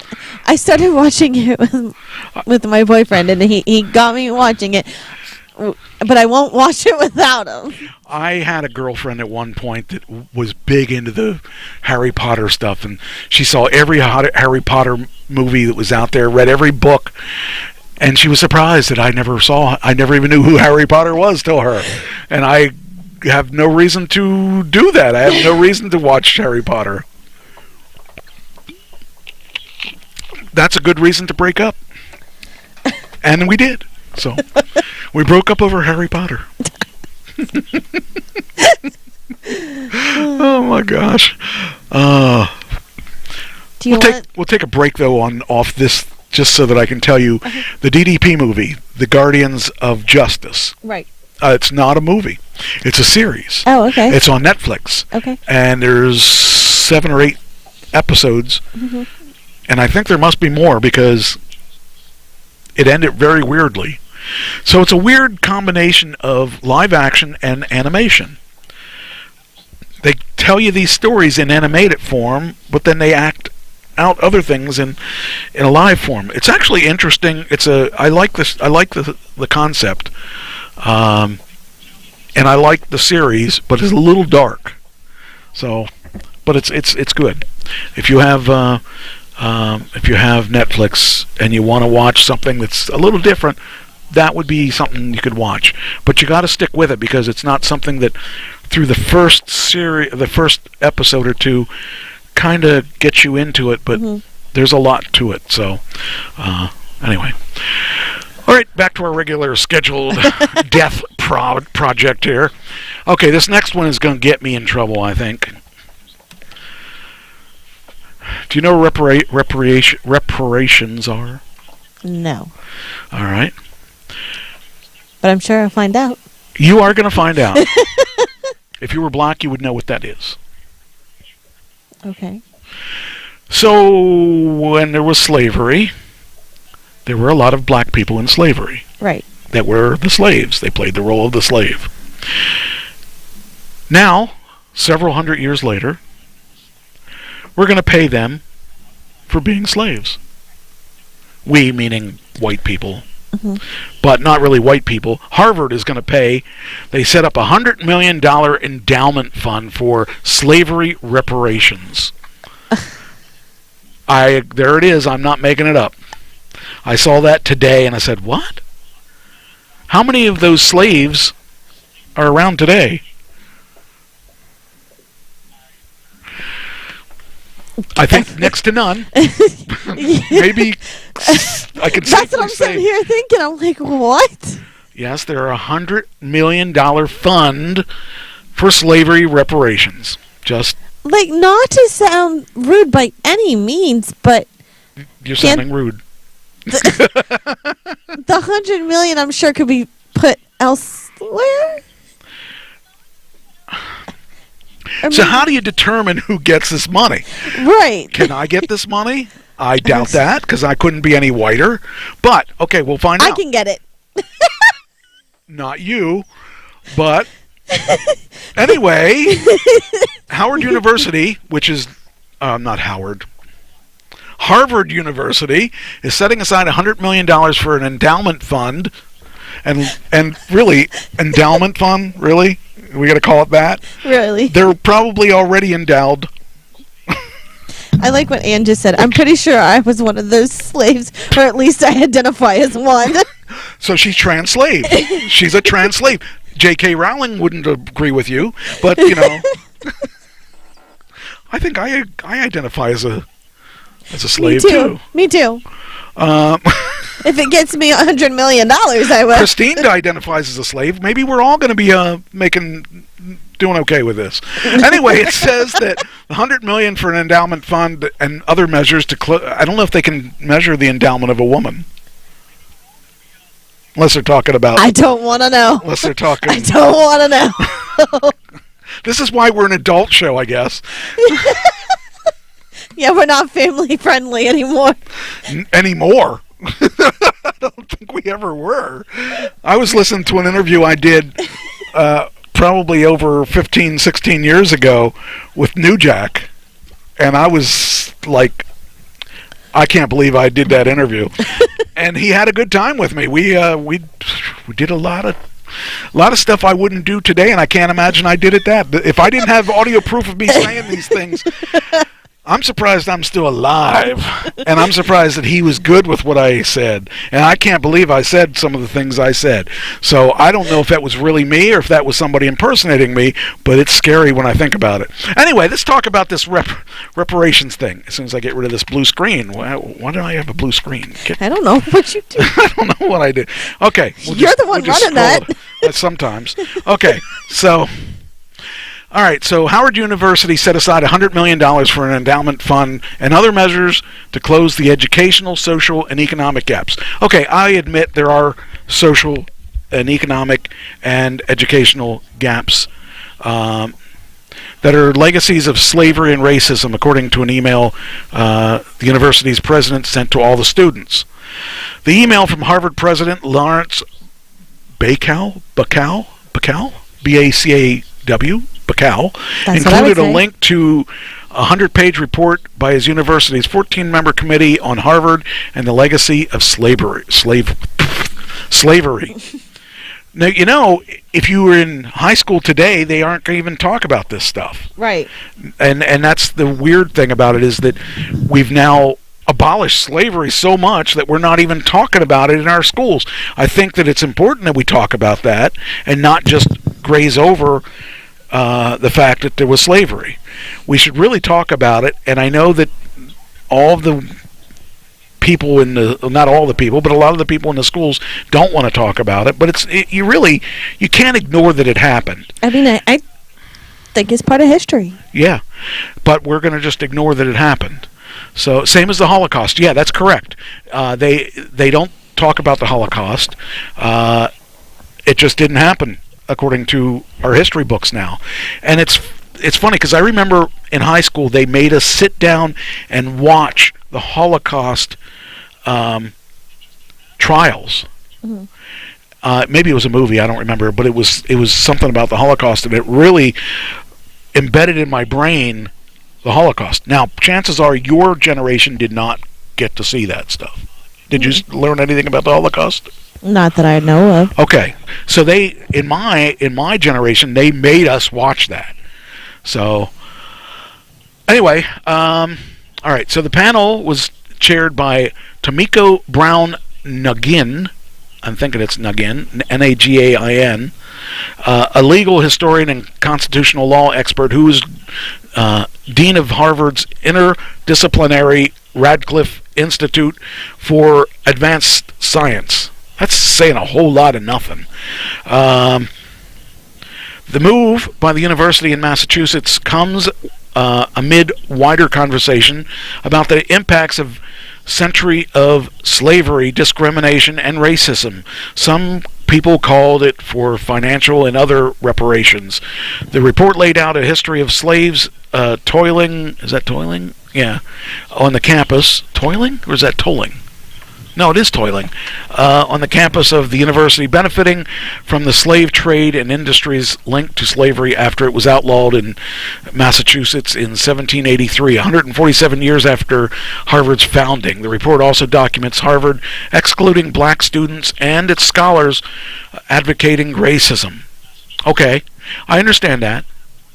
While Harvard had notable figures among abolitionists, and, being a host increases your vocabulary. I never thought I'd ever say abolitionists. And in the civil rights movement, the report said the nation's oldest institution of higher education helped to perpetrate the era's racial oppression and exploitation. The thing is, the white race is no longer the dominant race in the United States. Right. There is really not any real white people, just white people anymore. Right. I mean, for the most part, I think. This is my opinion. There are next to none. I mean, other than me. You can't get whiter than me, unfortunately. I've been told many times. But, I mean, really, when you think about it, with all the interracial relationships and stuff like that, and we're just a big smelting pot, which is what the U.S. was supposed to be. We now have people of all colors and all kinds, and there really isn't a pure race of any color anymore. I mean, there's probably a couple people out there that are like me that are as white as we can be, but really, seriously, when it gets down to it, how is this money going to be split up? I would imagine it's going to be very complicated. Let me see. Okay. I guess this is when okay, here we go. The report authors recommend offering descendants of people enslaved at Harvard educational and other support so they can recover their histories, tell their stories, and pursue empowering knowledge. See, I don't mind that. I don't mind they tell their stories. Right. But it's not their story. It's their relatives, their ancestors. That's a good word. I should remember that one. Other recommendations include that the Ivy League school funds summer programs to bring students and faculty from long underfunded, historically black colleges and universities to Harvard, and send Harvard students to a facility, to the institutions known as HBCUs, such as Howard University. Howard University is like the big black college that everybody wants to go to. That that would be okay too. But the problem is, it still comes down to how do you determine? Because I could be as white as me, but still be of black descent, depending how the combination of things. Mm-hmm. So that would mean I would qualify for this, or are we just talking about education? Are we talking about money? Where's it going to go? Right. It's a step in the right direction, said Dennis Lloyd, 74, a real estate developer from Roxbury, Massachusetts, who traces his lineage to Cuba Vasile, a woman enslaved by a royal family. Harvard law student was established in 1817 with a bequest from Isaac Royal Jr., whose family made much of its fortune in the slave trade and on sugar plantations in Antigua. This is going to be a very complicated thing, and I don't know if 100 million is going to do it. I mean, it sounds to me like they're going to involve a lot of people in this. Yeah. It's good that they're not going to slip it under the carpet. It's good that they're going to educate people. But by now, I don't think that the people that were affected by this are not around. Yeah. And there's no fair way to divvy that money up. And who knows if that would even, I don't know. I just wonder. It just seems like it's a good idea to educate people. I think education is very important, but I don't think I think that in the long run, it's probably going to not get to the right people. It's probably because the right people are dead. All the people that were affected by this are not around. And we're talking about, it's not like my father was, or my grandfather was, or my great-great-grandfather was. We're talking about great-great-great-great-great, whatever, a bunch of generations. So, anyway, that's just my opinion. Oh, that story I had in here twice. That's interesting. Okay. Must have been that important? No, I see what happened was I said, well, where did I put it? And I didn't apparently look up far enough. Oh, that feels better. All right. Well, spiders are really in the news today. Oh, I don't like them.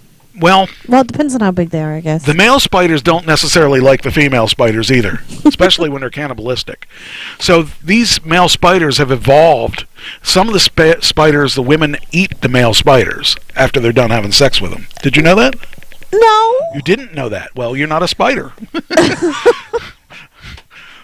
Fortunately for your boyfriend, you're not a spider.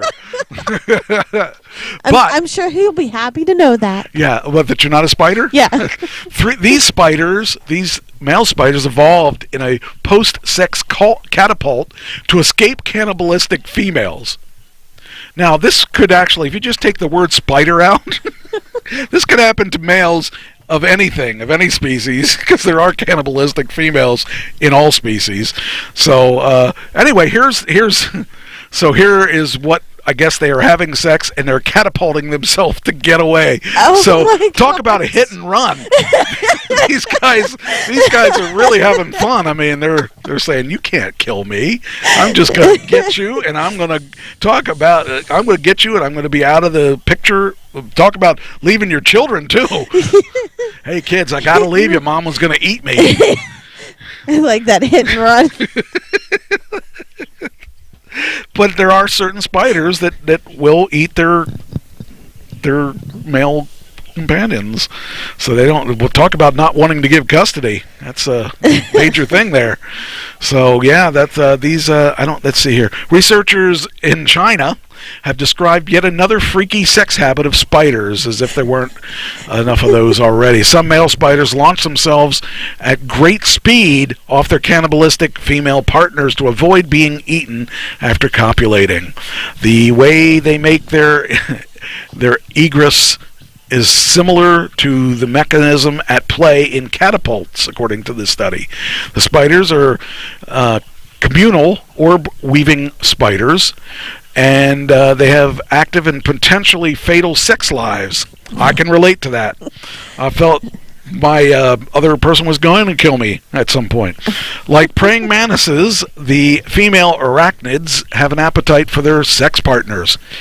But the 0.12-inch 3-millimeter males of the species have developed an escape plan.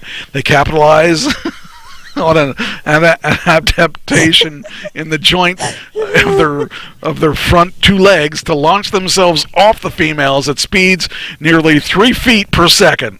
The team's research is published today in Current Biology. There you go. So that's truly a hit and run. And you wonder where I get these stories. Yeah, I do. Let's see here. And these are the same people if they gave... Oh, that's not it. That's not the spider story. But anyway, it's just kind of really strange. How does that relate to how fast a Tesla is? Well, it's as fast as they push themselves away from their female partners. Like when I want to get away from my female partner, I hit that electric... I'm gone.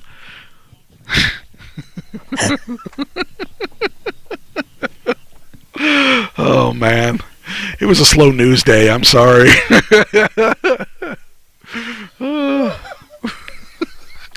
Why is your face so red? You seemed embarrassed by that. Where do you get these stories? I think you just make these up. It was a porn magazine. What do you think? I mean, jeez. This is like, it was Gizmodo, which is not it's actually a tech magazine, I think. It's Gizmodo, see? And I get Tesla stories off this site. So it's just kind of funny. Actually, let's see what other stories are on their site today. Oh, no. Just today. Let's see. First, public Android 13 beta here. Okay. Why emerging tech is partly to blame for a record 2.1 trillion military spending last year. See, this is a legit site. Asus hot dog bun shaped portable monitor might look awkward, but could be useful. What to expect from iPhone 14? See, it's all legitimate stories. And then there's the spider story. Here's another spider story. We've seen 15 minutes of Spider-Man across the Spider-Verse. So there's another spider story. So they must like spiders. So, I don't know where that came from. It's just part of Zmodo. The Batman's getting a sequel.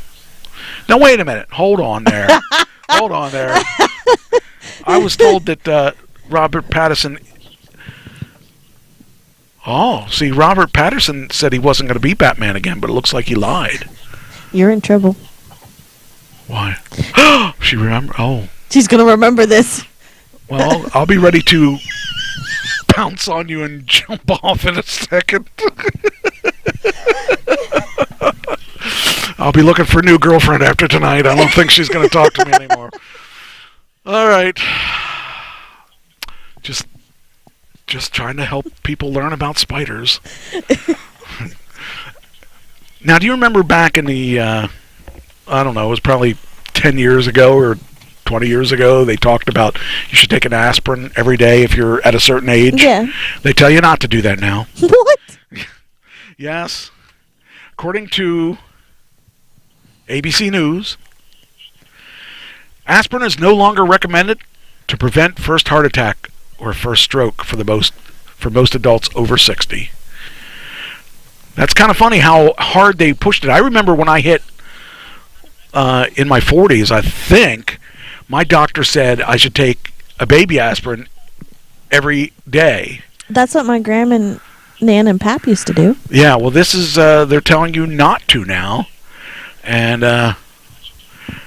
it says, well, let's see here. Let's go to this video here. Why not start it? Let them do the work. Health experts are no longer recommending a daily aspirin to prevent heart attack or stroke. Why are we so close to this guy's head? That's what I want to know. Oh. Daily aspirin use increases the risk of bleeding in the brain, stomach, and intestines, according to health experts. Interesting. And we got a big hand there.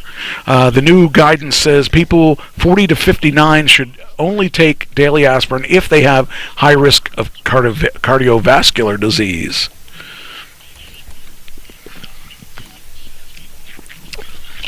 Okay, get to the next slide here. Got to work with me here.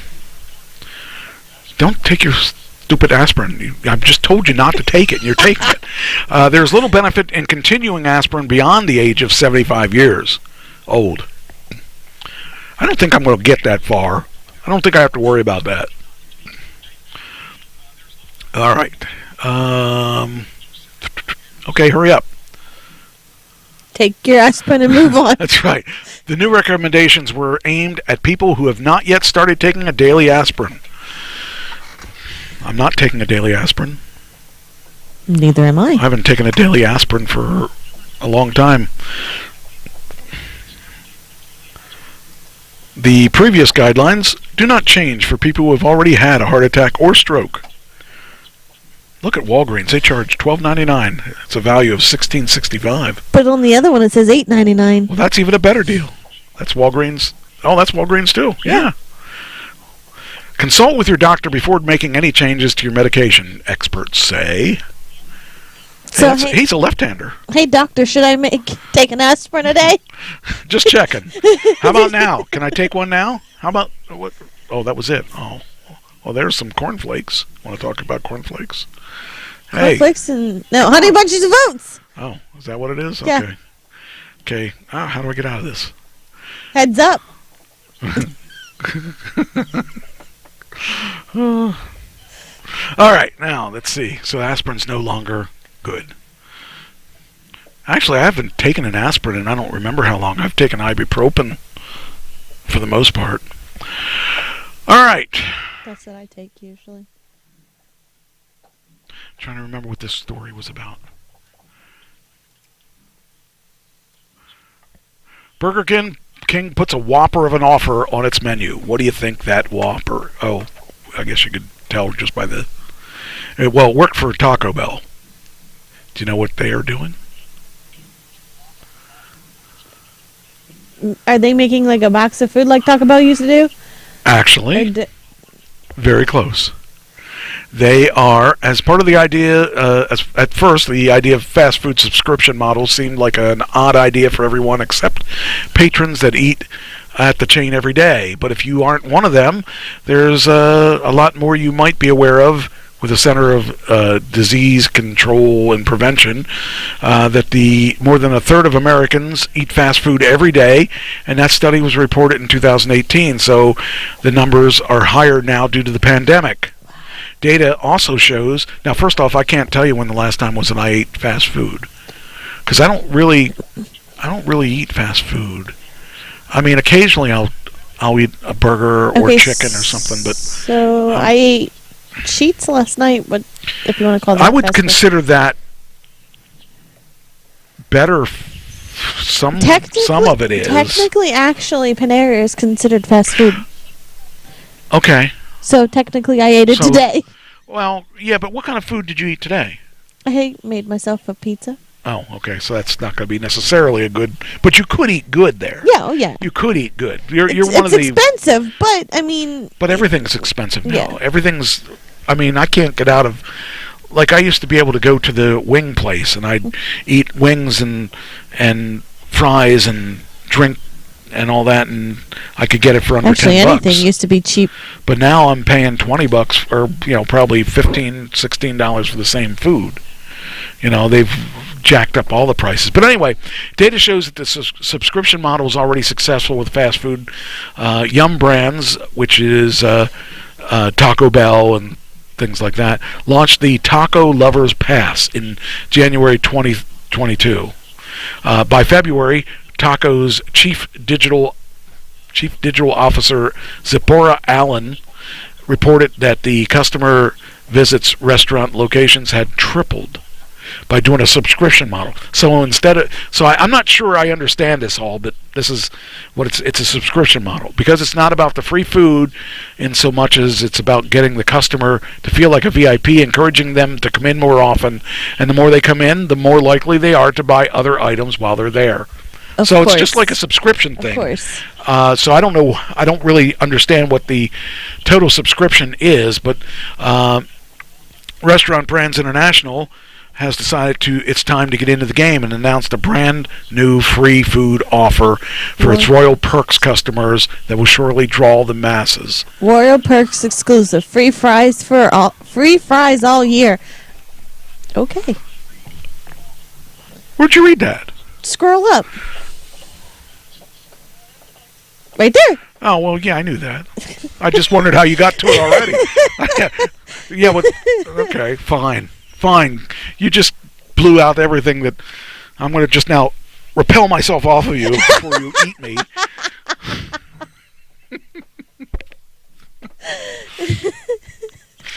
Oh, man.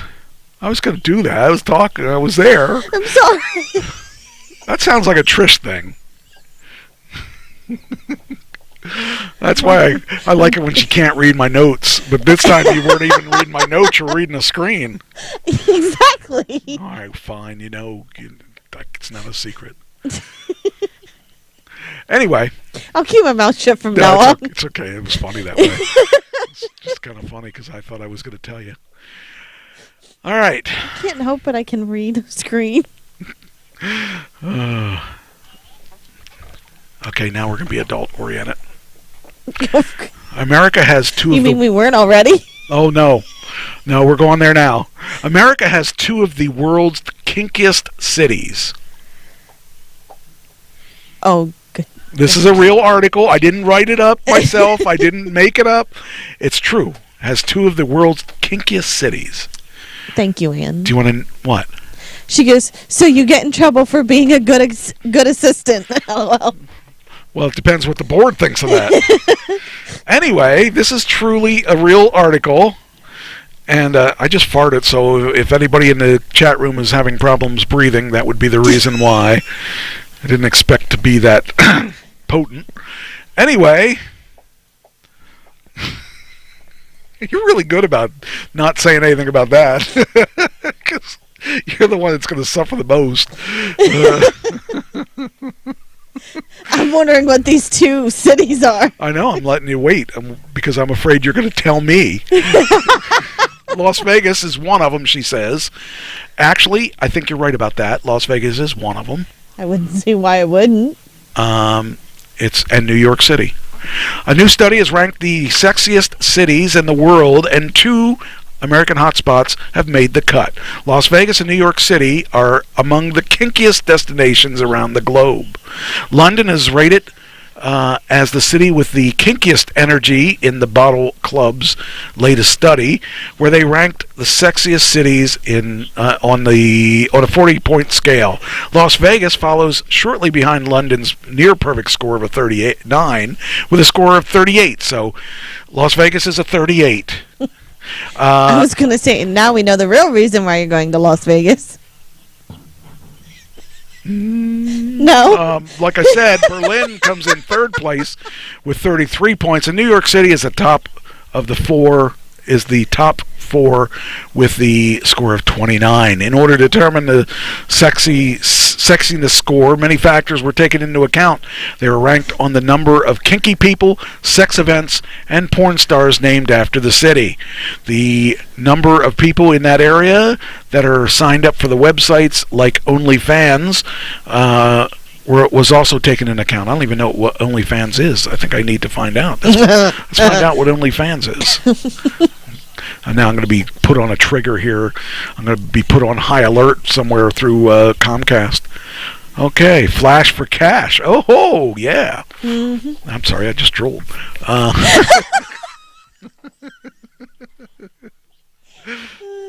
Poor girl is turning green. Anyway, you can, let's see here. I'll see my face. Stars are making millions on OnlyFans from sexy pics, including Blac Chyna. Blac Chyna and rapper Bad Barbie have revealed they have made their fortune on the site OnlyFans. But who else is making it? I wonder if I could get money from that. I could list myself on OnlyFans and see if anybody signs up. Maybe I could make money off of that. Hey, woohoo! Look here. Oh yeah, yeah. No, I don't think it's going to happen. Anyway, now we know what OnlyFans is. I don't want to give that link out. What was I saying? Oh yeah, the number of... Okay, so London leads the way due to a whopping 131 sex events and 10,000 content creators on OnlyFans. There were also at least 30 porn stars named after a city of London. Really?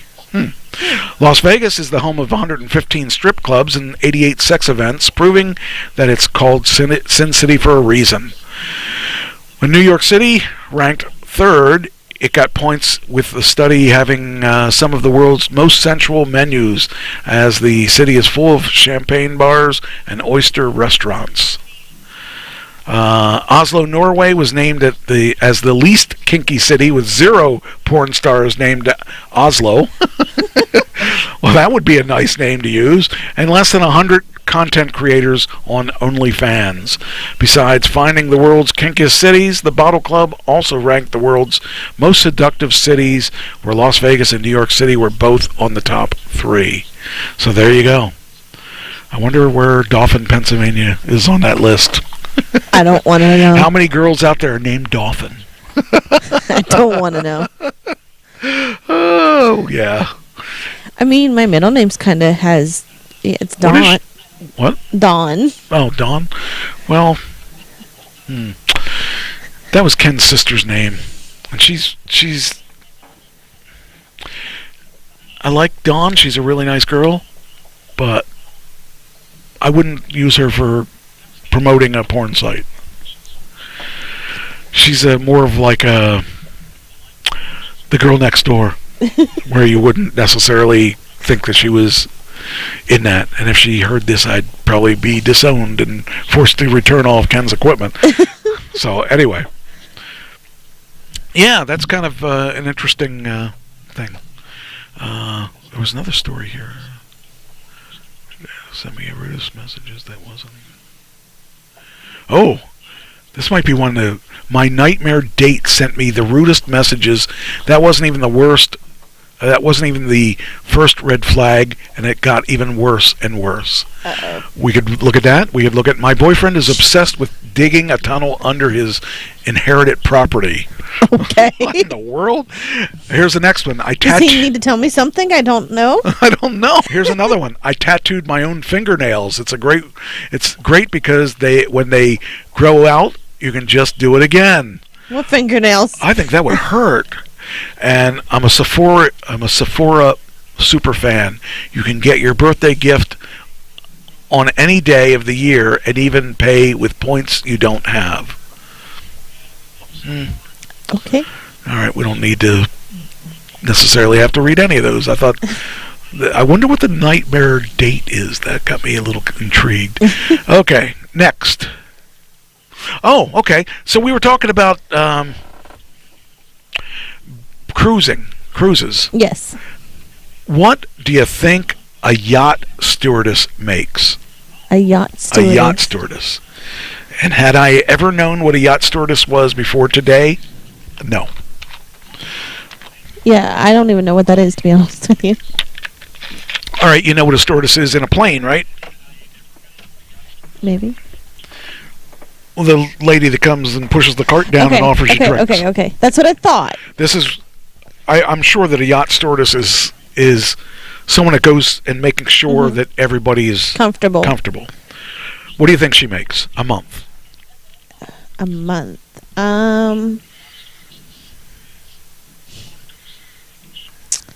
I'd say 5,000. Wow, right on the nose. Oh! Yacht stewardess rakes in $5,000 a month while cruising around the globe. See, you missed your calling. You could have done that. You could have gotten a... I swear I didn't know this story. Many people dream of living on a yacht and traveling the world. This isn't your everyday life. Just one 24-year-old woman was talking about this. Emery Wallerick, a yacht stewardess based in Florida, makes nearly $5,000 a month working for wealthy clients and has even visited 7 countries so far. Emery told Insider that she heard about the yacht stewardessing during her last year of college and didn't hesitate to sign up when she graduated. She was 22 at the time and was super excited about her accommodation. Food and even toiletries are completely free, meaning she could start saving alongside the job. See, you missed her calling. I guess I did. That would be kind of fun, I think. $5,000 a month. You know? Well, I was thinking, that's $60,000 a year. My thought process on that was like, okay, you're asking me for a reason, and then I'm like, okay, and I even thought I was too high at 5,000. And actually, I'm kind of surprised it's only $5,000 a month. Actually, because I would imagine they get tips too, but maybe they don't. But I would imagine that because you're dealing with wealthy people on a yacht, right? Or not only that, being out on the ocean, a yacht. I still don't know how they got yacht out of Y-A-C-H-T. Yeah, I don't know. Yacht. But she gets $5,000 a month. That to me is kind of sounds like a lot until you think about it. It's not really a lot. $60,000 for giving up your life. I mean, but you don't have rent. You don't have electric, you don't have car, you don't have to worry about any of that stuff. So, in essence, that's pretty good. But actually, I would imagine you could get, depending on where you're at, you could make a lot more than that if you're with really wealthy people, and if you treat them right, you treat them with a little bit of attention, and you can lead them on, and they'll pay you a lot more money than that. But I just think it's funny because I never would have even thought of. I mean, being a guy, we wouldn't. Unless you're going to a gay yacht, you're not going to see that kind of money. But if a girl looks cute enough and the people are wealthy, they don't care. Oh, you put her snake up on the... I forgot I put it up there. Hi, pup. What you doing, puppy? You've been good today. You haven't been bugging me. You want something? I'll tell you what. You were so good today, so far. I'll get your snake down. Let's see what we got in here. I don't have the ones you like the most, but I can give you a couple. Where are you, puppy? There you go, puppy.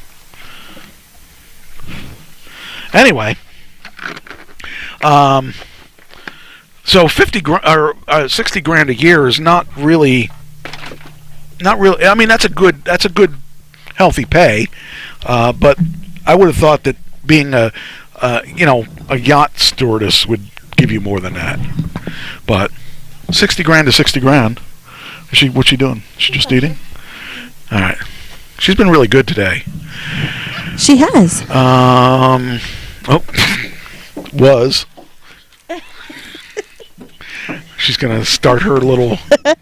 Your fault. You fed her. I'll give you a good one. Here, take this one.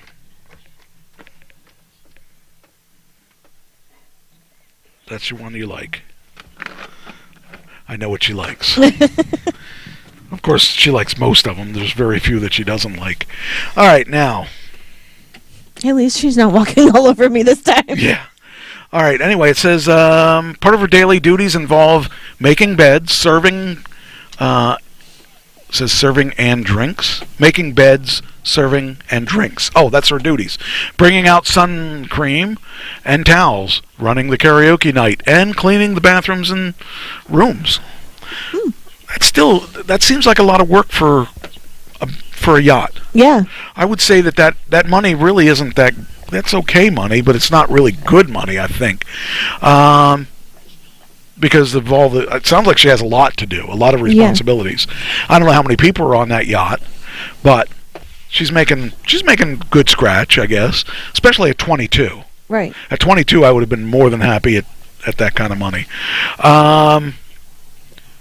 She's currently working for a family on their... Oh, this is a private yacht. Yeah, okay, so this is... That makes sense. This is a little different. Okay. She's currently working for a family on their 141-foot, 3-level yacht. Now it's sounding like it's not a good deal. Because you got a 3-level yacht you got to clean up.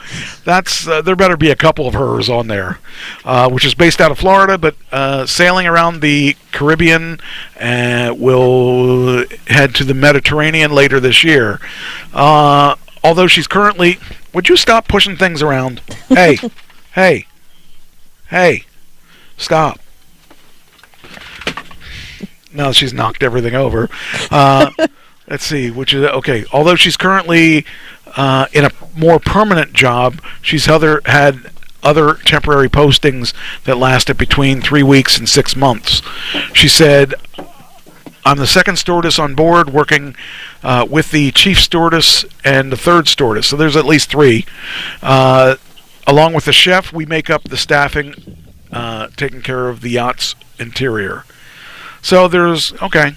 It says, while Emery can make between $4,200 and $5,000 a month, she claimed that the chief stewardess can make, get ready for this. What do you think the chief stewardess makes? $15,000. Well, it's $100,000 a year, so that would be probably about, what'd she make, $5,000? So I would say that would be like somewhere around maybe $9,000. So I mean that's not chump change. She said she covers for the late shift, and she goes to bed when the family does, which is typically 1 or 2 a.m. After an 8-hour sleep, she's back up working. She helps run the luxury lunch and dinner service. She also on board is a chief officer, the captain, the deckhand, the bosun.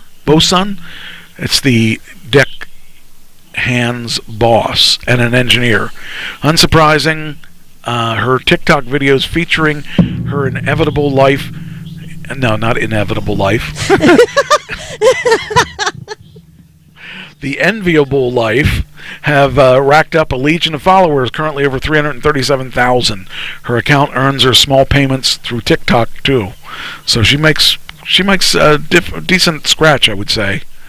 She said, "It sounds like a dream job. It is.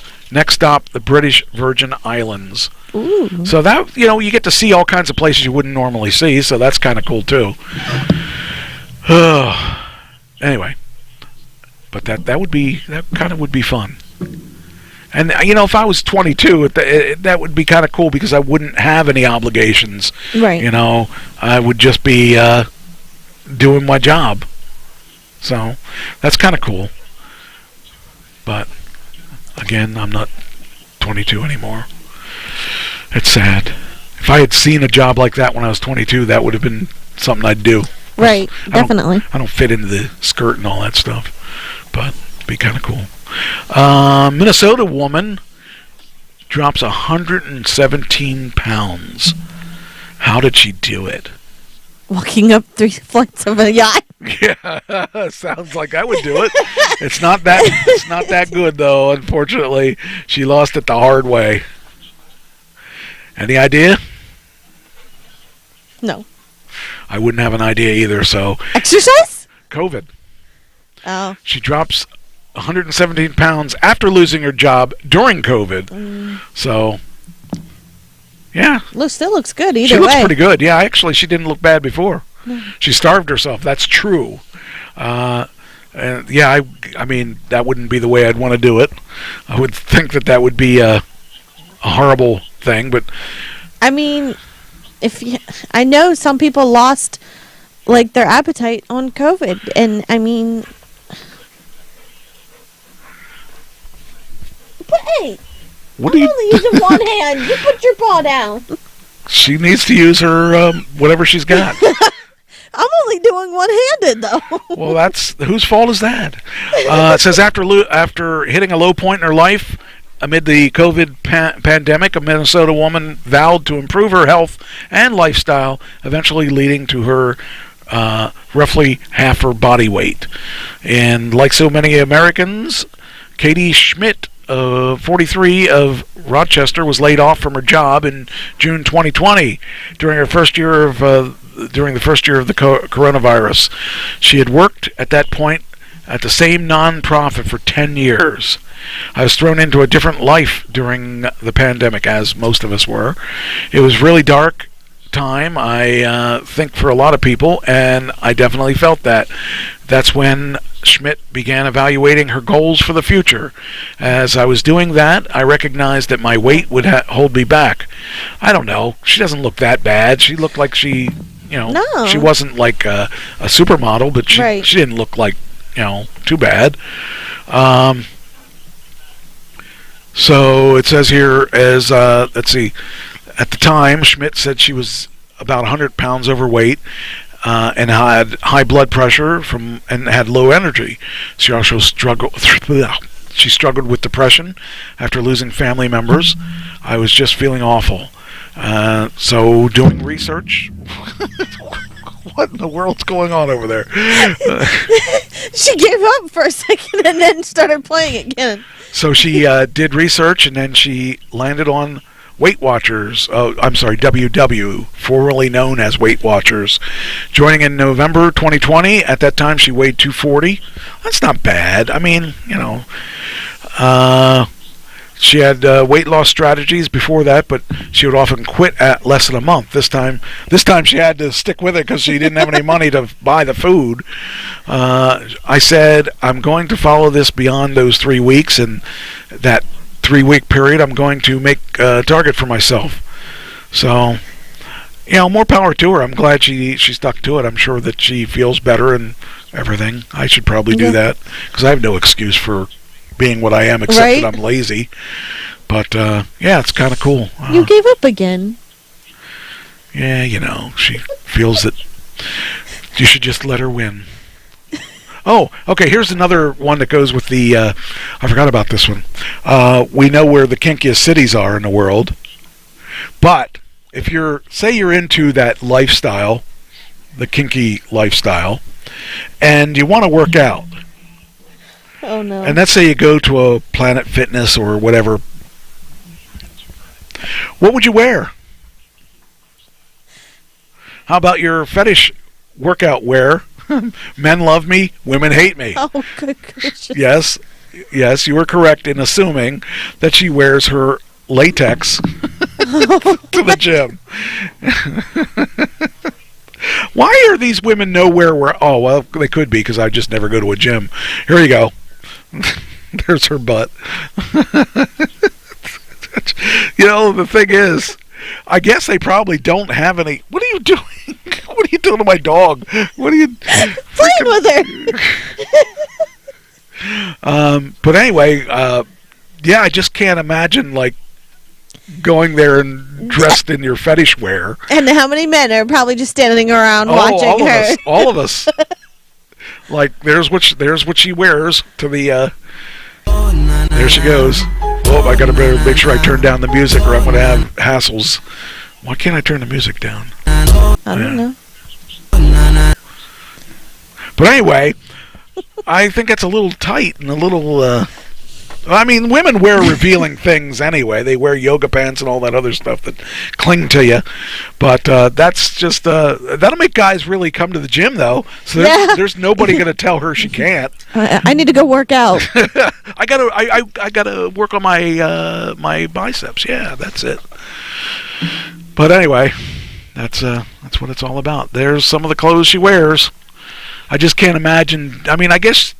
with women like that, they probably do it for the impact of seeing how the guys are going to react, because that's what they do. That's what their whole impact their whole thing is about.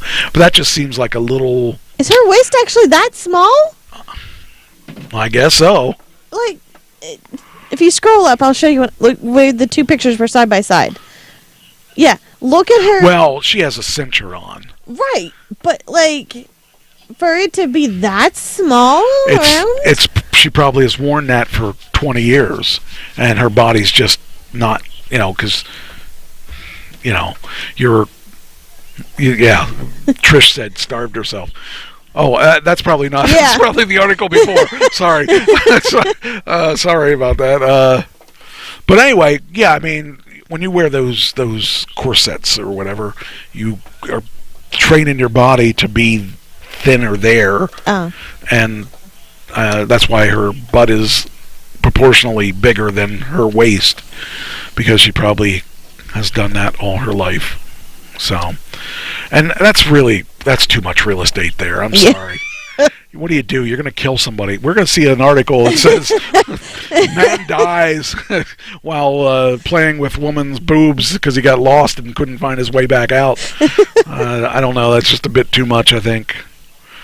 Just as, but I mean, if that's, I don't really care if a woman goes to the gym like that or wearing that kind of stuff. I just think it's kind of funny because the reason they're doing it is not for anything other than the attention. Yeah.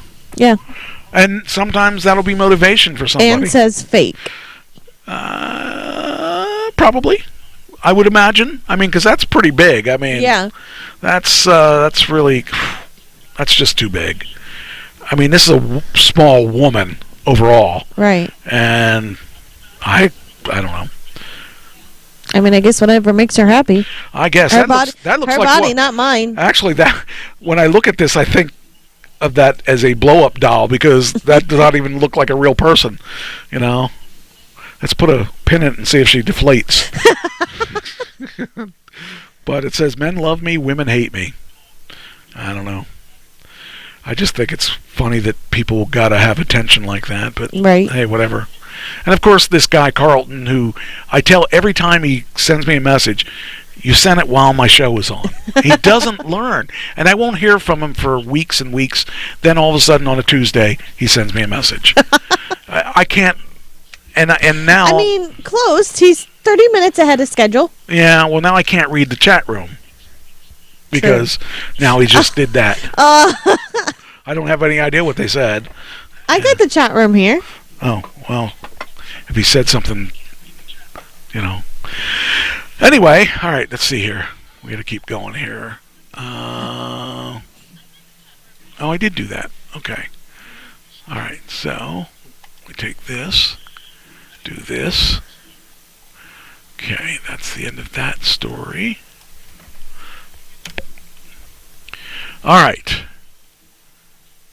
Trying to think what I wanted to make sure I didn't forget. All right. Here you go. When you've had a hard time finding a place to live. Mm-hmm. I found your place. Okay. This is the place you'll love this place. Okay. We live in a renovated school bus. Okay. I bet you that's more footage than you have now. Yeah. My partner and I live in a 230 square foot school bus with an L-shaped layout. Here's what it's like. What's the question? A home and a vehicle all in one. There you go. I like it. Perfect. I like it. Well, take a look. I mean, I'll show you this. This place actually looks like it rocks pretty cool. Some of these things are kind of I wouldn't want to do it, but I look at this one, and all of a sudden, okay, come on. There we go. All right, let's see what we got here. My partner and I bought a school bus for $3,500 during the pandemic, renovated to live in it. It took 9 months to complete, and we've been traveling. We've been traveling across the country. We designed it with an L-shaped layout for privacy, plus a bigger bathroom and kitchen. So here's what we got. There's the school bus. It looks like your regular school bus, and here's your kitchen. Nice. I don't like the green, but it's pretty nice. I mean, and functional. I wonder how they get. I mean, that must be a gas stove, I would imagine. It says, our build features a full living room area, kitchen, and wet bathroom. A queen-size bedroom, but one of our favorite parts of our space is the L-shaped layout. We decided on this layout to create privacy and also allow for a bigger kitchen and bathroom. Our kitchen is where the L shape starts, with the counters extending into the middle of the bus, plus the deep green cabinets tie together the warm colors throughout the rest of the build. We want guests to be greeted with a cozy feeling when they enter our home. So here we go. There's your bathroom. Well, wait a minute. Where's the toilet? Okay. We just wash away our problems, I guess. Says on the opposite side of the wall, the kitchen wall, lies another favorite part of the bus, the bathroom. I want 2 separate sinks, one for the kitchen and one for the vanity for the bathroom, with different purposes. Now I'm trying to figure out, are you telling me that there is no wall? What are you trying to tell me? I don't know. I'm trying to figure this out. It's an L shape, so wait a minute. Okay. Where the kitchen is, the L starts, and it's okay. So our main living space has a pull-out couch that converts into a guest bed, also a dinette, which allows us to have permanent workspace as well as a place to eat our meals. All right, so what happened to the where'd the bathroom? Oh, okay, let's look at this. Oh, now that looks pretty comfy. It does. But what are you saying? You're saying there's no walls other than this? That's, I mean, that actually doesn't seem too bad. Heading towards the back, there are 2 closets, one for clothing, one for electric system, before entering the bedroom. I've really fallen in love with the mustard yellows, burnt oranges, and neutrals. We've opted for warm tones in the bedroom, which truly makes me happy when I enter. We're also able to fit a desk for Charlie and a washer and dryer unit. Okay. All right. Took 9 months for the build. Looks like it would be fun. Oh, here we go. There's the kitchen. There's where she sits, where the counter is. Mm-hmm. So I'm thinking the bathroom must be right behind this wall. I'm guessing. Because that's where he's eyeing her up. We have to, okay, so I think it really actually looks, I thought about buying one of those buses like that for Ken and I when we were traveling for the band, but never got that far. It says, we don't have any plans to move out of the bus yet. You don't have any real estate taxes. All you got is registration. I don't know where you would park it, but it's kind of funny. What is she doing? Coming around to you. She was so good. And now she's going to be a pain. We haven't found the place we want to call permanently our home. Stop it. Stop. Go lay down. But I just think it's a pretty cool thing. I mean, where can you live in your own vehicle like that and feel comfortable? But that's a big vehicle to drive around too. Yeah. So that's the bad thing about it, is that you're kind of stuck driving a big bus around. Wouldn't you technically need your CDL for that if it's technically a bus, or? Probably, I would imagine. It says our bus is self-contained with fresh water and solar power too. That's kind of cool because you can put all these solar panels. You got that big roof, so that would be kind of cool. But that would be expensive to drive too, because you're going to be driving a big monster like that around. Yep. And notice they put a door with the like the bars on it. Yeah. From the outside, it looks like just a bus. It does. And you can't tell that people are living in it, but you can if you look at the door. You wonder what's going on with there. But it's kind of cool. All right. Get rid of her. Get rid of this one. All I'm going to say is if the bus is rocking. Let's see here. All right, so I can get rid of the bus. Okay. Then we got... What is it? What's this? What'd you find? Well, she put her ball in the right here. No, she dropped this. See if I can. Oh, that's a squeak toy. I had to hide that from Buddy because he used to squeak it all the time when I was doing a show. He'd wait till I did the show, then he'd start squeaking it. All right.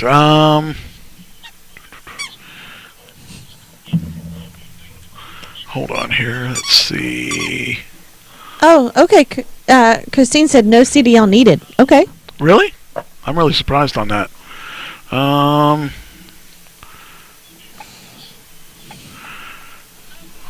right. Oh, this is kind of cool. The Ford truck I told you about, the F-150 Lightning, the electric one. Yes. This is kind of interesting. Hey, careful.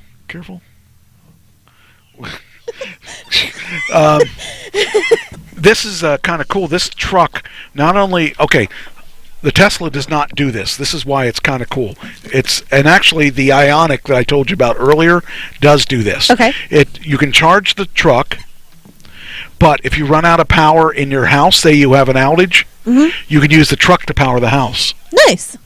So the power goes both ways in this electric. It allows you to transfer power both ways. That's really cool, especially if you're into camping and all that. You can use your car power to power lights or whatever at your campsite. So that's something really cool that the Ford F-150 electric does. It's called the F-150 Lightning, I believe. But it's really kind of cool because that is the next wave, I think, that you'll see cars doing, is that they will allow you to power your house. I've got 3 Tesla batteries, but it's basically like taking your Tesla and running your... Right. Oh, shoot, I pushed the button and just totally deleted the tweet before I sent it. That was really good. But that's kind of an interesting way to look at electric car, because it's becomes a really essential part of what, if you're into camping, or if you're into if you have bad power, if you have whatever it is, you have a backup solution. And that's an interesting way to use that technology. It is. And they were the first ones to talk about that when they first started talking about their truck. And then, like I said, the Ioniq does that as well.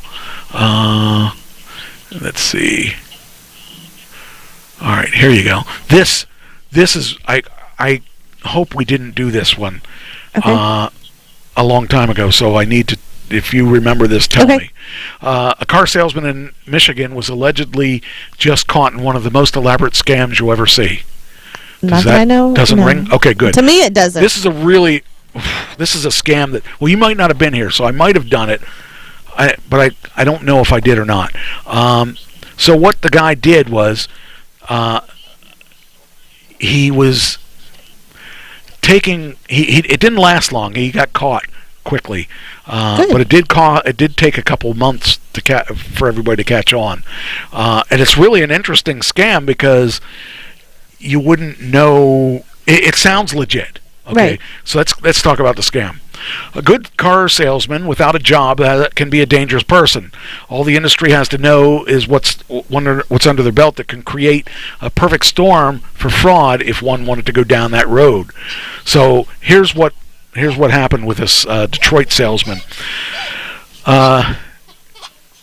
It didn't say his name, did it? Okay, yeah, it does say his name. Okay, Ricardo Perez was at one point a salesman at Dick Scott Jeep. Actually, Dick Scott Jeep, Ram, Dodge, Chrysler in Plymouth, Michigan. Chrysler and, hey, it's funny, Chrysler in Plymouth, Michigan. Right. Chrysler and Plymouth merged, so I kind of think that's funny. But apparently, just sticking to selling cars wasn't enough for Perez. He was fired in the summer of 2021 for fraud and theft. Rather than try to find a position at another car dealership, he decided to take his dealer contacts and continue grifting by creating an elaborate web of a scam. This is really unique, and really, he had to really, I don't know how he thought he wasn't going to get caught, but this was, careful, but this was, what? Oh, she doesn't even know which one to play with. No, she just brought me her football. Okay, so here's the scam. There's a scammer right there. In his grift, Perez would still pose as a salesman for Dick Scott Jeep and allegedly offer customers what's known as a lease pull-ahead. Now, I never heard of any of this till this scam. Right. Okay? Those are deals that get customers out of their leases early and into a newer vehicle. Of Okay, course. so if I wanted to get rid of my, let's say my Tesla lease was coming up, they could get me out of that lease early and into a new Tesla earlier. Right. Well, here's what he did. Instead of meeting at the dealership, he used being COVID safe to his advantage, meeting customers in parking lots to make the exchange. Of course. Okay. Now, that's not anything suspicious. Of course, Perez wouldn't actually return the car to the dealership. The person's car would end up in his endless circle of theft. Allegedly, he'd either resell the vehicle or sell the person a car that he stole from someone else by doing the same lease return scam. So he would take a lease return scam, he would say, I'll get you out of this car into this car, and this car would be a scam car that he already scammed from somebody else. You would buy this scammed car, and he would get your old scam car to use for another thing. And he would, but the people didn't realize that they were. I would have realized it was a scam because I wasn't getting a brand new car. Right. I'm getting a couple-year-old car. Unless you're technically looking for a used car. Yes. So he wouldn't actually return the car to the dealer. The person's car would end up in the circle of theft. So he didn't stop there. A person like this has never done. It gets better. He'd actually go to the dealers and fraudulently sign paperwork in their names so that they get screwed over on their payments. Now, it doesn't. Now you say, okay, well, why didn't they find out? Because they're going to have to pay payments on this car. Well, here's what he would do. He would actually go to the dealership, get vehicles, but put them in their names and sign all the paperwork and sign their names. Then he'd tell them their payments are less than the actual dealership was charging. Authorities say Perez would tell these people that their first 3 payments would be waived. So they get this new car for 3 months without any payments. So by the time the finance company contacted the customer for a payment, so they gave in their car that they're paying payments on, but they're still paying, they're not paying the payments on those 3 months because he said they're waived. Right. By the time those 3 months are up, the finance company's saying, what's up? Why aren't you paying your car? Yep. By the time the finance company contacted the customer for payment, they'd be 3 months late. This would significantly impact their credit. The late notices are what sent people to contact the police. Perez now has been charged with multiple police stations in the Detroit area, and authorities are left to clean up the mess that he left behind, because now everybody has everybody else's car. Yeah. And nobody's paying for this stuff. So the end up the biggest guy getting screwed. Well, they all got screwed in this whole thing because he resold their cars. You know, the thing is, I just wonder what he thought his end game would be, because at some point that's going to catch up to you. Exactly. And that's what happened. It caught up to him. It's going to be good for 3 months. And then people are going to start wondering where their stuff is. Right. So he did get caught. Good. But it's just a weird thing thinking about how devious he was, but how stupid he was at the same time, because there's got to be a way that you can go more than 3 months of a scam, because now he's going to go to jail for who knows how long for a 3-month scam he was running. I mean, he deserves to be in jail for doing that. Oh, absolutely. But I just think it's really bizarre that, you know, you would think, oh, I could do this and take, you know, that's probably the worst scam of all, because you're only going to get 3 months out of it. Again, it goes to, in my mind, what was he thinking? He wasn't. And sadly enough, he's going to pay for that. So, and then the poor people that were scammed, they're probably going to get their cars back. Hopefully, if they can find them all, if they weren't wrecked. Well, yeah, that's the thing. I mean, you got to find which car goes to who, and then you got to back it up for 3 months. They got to pay those 3 months of payments. Mm-hmm. I don't know. If somebody else didn't wreck that car already. That too. So what happens when the car was wrecked? Now they're out of a car. If they have insurance. Yeah. Well, but if it's a lease, if it's a lease, the car would still be paid for, but it would be paid to the lease company. Yeah. So either a big way, mess. Either way, he left a big mess that somebody has to fix. So yeah, it's just kind of weird. I mean, these people come up with the weirdest scams out there. But I thought that guy was he gets points for creativity, but the follow through was not very good because you really only could do 3 months, and then it becomes an issue. Okay. I think we talked about this, and now I hear there's more stuff coming on. They're going to put tolls on bridges, our bridges around here. Now I did see there is a new article out. I don't have it with me, but I did see it. I just didn't put it in my notes. And just posted. Plus, the police would hold the vehicles as evidence. Yeah, right? So either way, you're screwed. So, but anyway, they're talking about putting toll bridges. Now, can you imagine like the South Bridge during rush hour? Yeah. With toll bridges with tolls there? That's going to make it worse than ever, and it's really bad now. Even coming from Camp Hill to home, we had to go across a bridge. I wouldn't have even had to. I would have hated that having to pay a toll just to get from the East Shore to the West Shore, and I mean, what are our taxes going for anyway? I know. Monday on that very bridge on Monday when I was going to work. Yes, Mom. Easy Pass rocks. Yeah, but it still slow the traffic down. Even if you have Easy Pass, it would slow the traffic down. It would be horrible. You know what it's like at the toll bridge or at the tolls to go into the turnpike.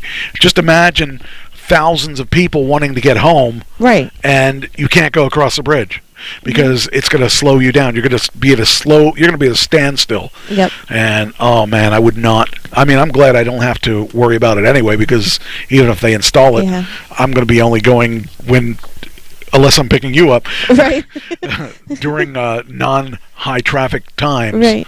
So. But no, like I was saying, I was starting across this bridge, and I mean, out of nowhere, this car just comes zooming on by, and he had. I mean, we got sound effects. That's pretty cool. Yeah, it's my new thing now. Did it sound like that? Almost. I literally didn't hear him until he was right there, and I was like, I hit my brakes not like hard that I got, into an accident, but like it scared me, and it was, and then like in 2 seconds flat, I couldn't even see him. Wow. I don't know. Let's see here. Christine said, "No, it is not slow.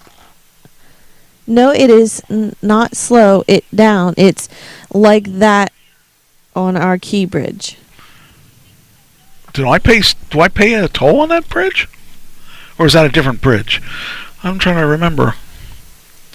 When I went down there, I must not have been on that bridge, because I don't remember seeing anything unless they zapped me and I didn't even know it. Mom, I don't know what kind of car it was, because it went too fast for me to even see it. It was that fast of a car, huh? Zooming. Yeah. Okay. All right, you have a choice. Okay. Weird things you can go to prison for abroad. 90s popular toys that are worth big money now. Ooh. That sound good? Yeah. All right, that's what we're going to see then. Of course. Princess Bear. That's in the around the $500,000 mark is what I've seen it at. I don't know anyone that would pay that for it, but then again, I don't know people that would pay $476,000 for a house either. True. Or $476 million for a house. Yes, it is there, is what Christine Okay. said. Now you got to tell me whether or not you had one, and I'll tell you whether or not I have one. I have one of these. I don't have I did not have that particular bear, no. Okay. Did you have a Polly Pocket? Yes. Polly Pockets are worth $1,400 now. Good gracious. Where do you have it? It's long gone. I told you to save that. All right, next one.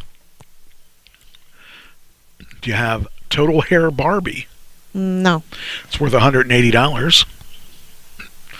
Disney Perfume Princesses. I don't think I had one of those. It says 1995 Perfume Princess Collection gift set was worth $67. I don't think that doesn't sound real high. How about Little Miss Magic Jewels? Nope. Sounds like somebody that should be a dominatrix. Hi, Magic Jewels. Do you want me to suck your feet? Anyway, that's for $100. That's a 1992. Mall Madness. Nope. Oh, you missed out on all the good toys. I know. 1996 Electronic Mall Madness. 70. What year were you born? 98. 98. Okay. All right. No. 98? 89. Right. 89. You don't even know if you're a Gen X or a Gen or a Gen Y or you're making it up. You're lying to me. Jeez, what do you tell your boyfriend? How old do you think he thinks you're like 21 or something? What do you or 23 or something like that? Oh man, I almost believed you for a second. I know. I was like, wait. Even when I said it, I'm like, wait, that doesn't sound right. The number sounded really low. I thought, well, can she really be that young? And I thought, no, wait a minute, she's not that young.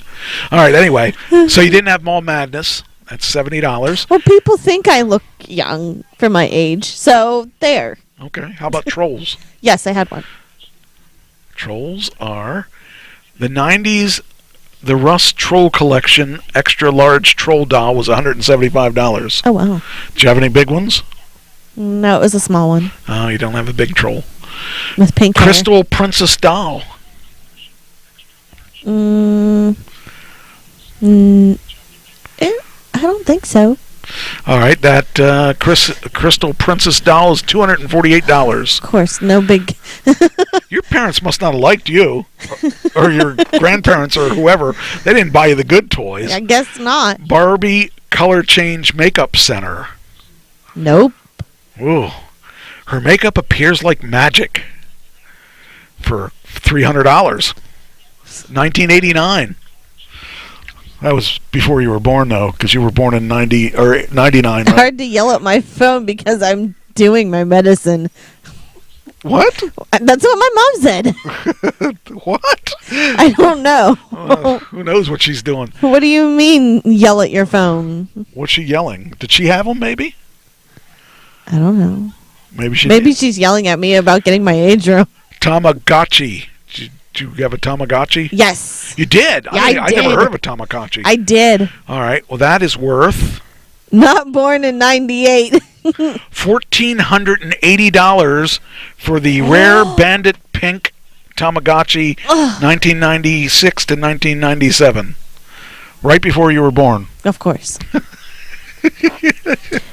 What is a Tamagotchi? Is that a pet? Yeah. Oh, that's one of those pets that you feed. Portable pets or whatever. Yeah. Okay, that makes sense. Magic Nursery Dolls. Did you have any of those? No, I don't think so. That one has big hands. Look at that. Look at the hands on that thing. It was 1989 Magic Nursery Doll, $75. 1989. That was a good year. I heard. How do you know? You weren't around then. You were 10 years away. Dream Dollhouse, the Fisher Price. Yes. Dream Dollhouse. You had Fisher Price one? That exact one. Ready? You ready? Oh my God. $200. Oh, of course. Good. That sucks. Of course. I wanted the real expensive things here. My Pretty Ballerina. I had one of those. I didn't. I didn't have one of those. My sister probably did. No, she wouldn't have because that would have been late. That was from 1990. $128. I never even heard of that. Look at her she has her leg up on the bar and stuff. That's pretty funny. Real easy when you're a doll. My size. I was just My size thinking Barbie? Just thinking that. Yeah, I How remember tall was them. that? Was that like 3 feet or what? Yeah, 3 or 4. Now you can wear Barbie clothes. Yeah. Too. Oh, that's funny. I remember that. I didn't have one, but I remember it. I wanted one. If I had a daughter, I'd make sure she had one of those. 155. Where's the rest of these $1,400 ones? I want to see the big ones. Right? Puffalump. Whatever a Puffalump. Okay, that's what a Puffalump is. I think I had one of those. I guess we need a younger kid than you. You're too old for this. I guess so. You didn't have that many of these things, or else you just weren't loved by anybody. They cost too much money when they came out. I guess so. I don't know what they cost when they came out, but the Puffalump is $96. 94. It's a 94. Okay, ready. Oh, wait. Paying flight attendants touring boarding. Oh, okay. Western Stampin' Barbie and Western Star Horse. I think my sister had one of those, maybe. I didn't. Your younger sister or older sister? Older, because she liked horses. It doesn't say what year. $180. Yeah, it does. 1993. Oh, yeah, there it is. Whew. Oh, wow, you can actually go to the page and see it. Okay, next. Doodle Bear. Yes, I had one of those. By Tyco. Yep. It look like that? I think mine was purple, but my sister had one too that was that color. 55. These are not very good. I really expected to see I wanted to see the big, expensive, right? That one, like Nintendo cartridge. It's worth $5,000 or something. That $1,000. Yeah, $1,400. Yeah, that was about the biggest one we saw. I really wanted to see good. Okay, Popples. Nope. I don't know what it is, but it's a pink ballet Popples doll, $137. Beanie Babies, yes, of course. Yeah. That's where. Oh, okay. That one's a cheap, rare first edition Princess Diana beanie, $57,172. I've seen it marked for $500,000. Wow. I don't think anybody would pay that, but people wanted that for it. Lego Town Paradisa. No. $225. It's a 1992 Cupcakes doll. I think so. Fruit cut. Ugh. All right. Did $155 for that doll. But, maybe if I sold everything that I had, I would have. You might have broken $1,000. Right. Jeez, this is not at all what I was expecting. I should have read it closer. I had this from like 4 months ago, and we never got around to it. So it's one of those things that I wanted to talk about, but I just never had the time. Right. And now I have the time, and I'm really disappointed that I should have looked at it a little closer, because this is really a disappointment. Oh, well, I've been a disappointment to my family, so I can be a disappointment to you guys, too. I don't always have winners. Cherry Mary Muffet. Cherry Mary Muffin dolls. Yeah, say that 5 times fast. Did you have any of those? No. Okay, that one was from 1988. And now it's 85. See, I want big buck stuff. Doggone. Juice and cookies. Oh, that sounds like it would be an adult toy. I didn't have a baby alive. I think I got Kylie one year. $130 from 1995. American Girl dolls. Now those I've heard of. Yes, I've had. You've had those? Yep. Let's see. There you go, $2,529, 1996 Samantha American Girl doll. Pam used to talk about those things, and I didn't. She wanted to collect them, and I was like, no. Yep. You don't want to collect them. I had a few of them. I wish she would have collected them. I had a few of them. I'd be winning money then. Don't remember that one, but I remember having that, and then the book to go with it. Oh yeah, that book there. Yeah. Okay. Fairy Winkles. No, I don't think so. $68. This is 1994. Let's see some of the boys' toys. I mean, I'm sure that some of the boys' toys are worth a lot more. Littlest Pet Shop. Yep. You had one of those? Yes, I did. $26. $26. Oh, come on. This is not worth any. Furby? Yes, I had one of those. Okay, Furby's got to be worth some money. Yeah. Okay. All right. Now we'll go. I didn't look at any of these. I have no idea. You pick a price. It was the hottest toy at one time. Yeah, one time. I would say probably $300. I'm going to go bigger. even though that box is damaged. Yeah. I'm going to say 800. Nope, 390. You got the point. Baby rollerblade. Hey. No, I didn't have one of those. All right. I'm going to say $50. I'll go 100. All right. You got it. 146, 1991. All right. Man, I'm on the roll tonight. Pretty princess. That was my nickname in school. I didn't have that. I should have. I scrolled down too far by accident. Did you? Christine says boy toys were all blown up. I guess so. Well, what do you think? Pretty. Did you say it? Yeah, I did. $70. Yeah. Miss Party Surprise doll. I don't have any of that. Well, that's very ethnic. I don't think it's. I think it's going to be. Do you have a guess? $50. I was going to say 75, so I'm going to say 75. 85. Oh, right, I got a point. One. First point. All right, we should have done this from the beginning. My Little Pony. Yep. Oh. I don't have a clue. I'm gonna. Okay, I got a price. Ready?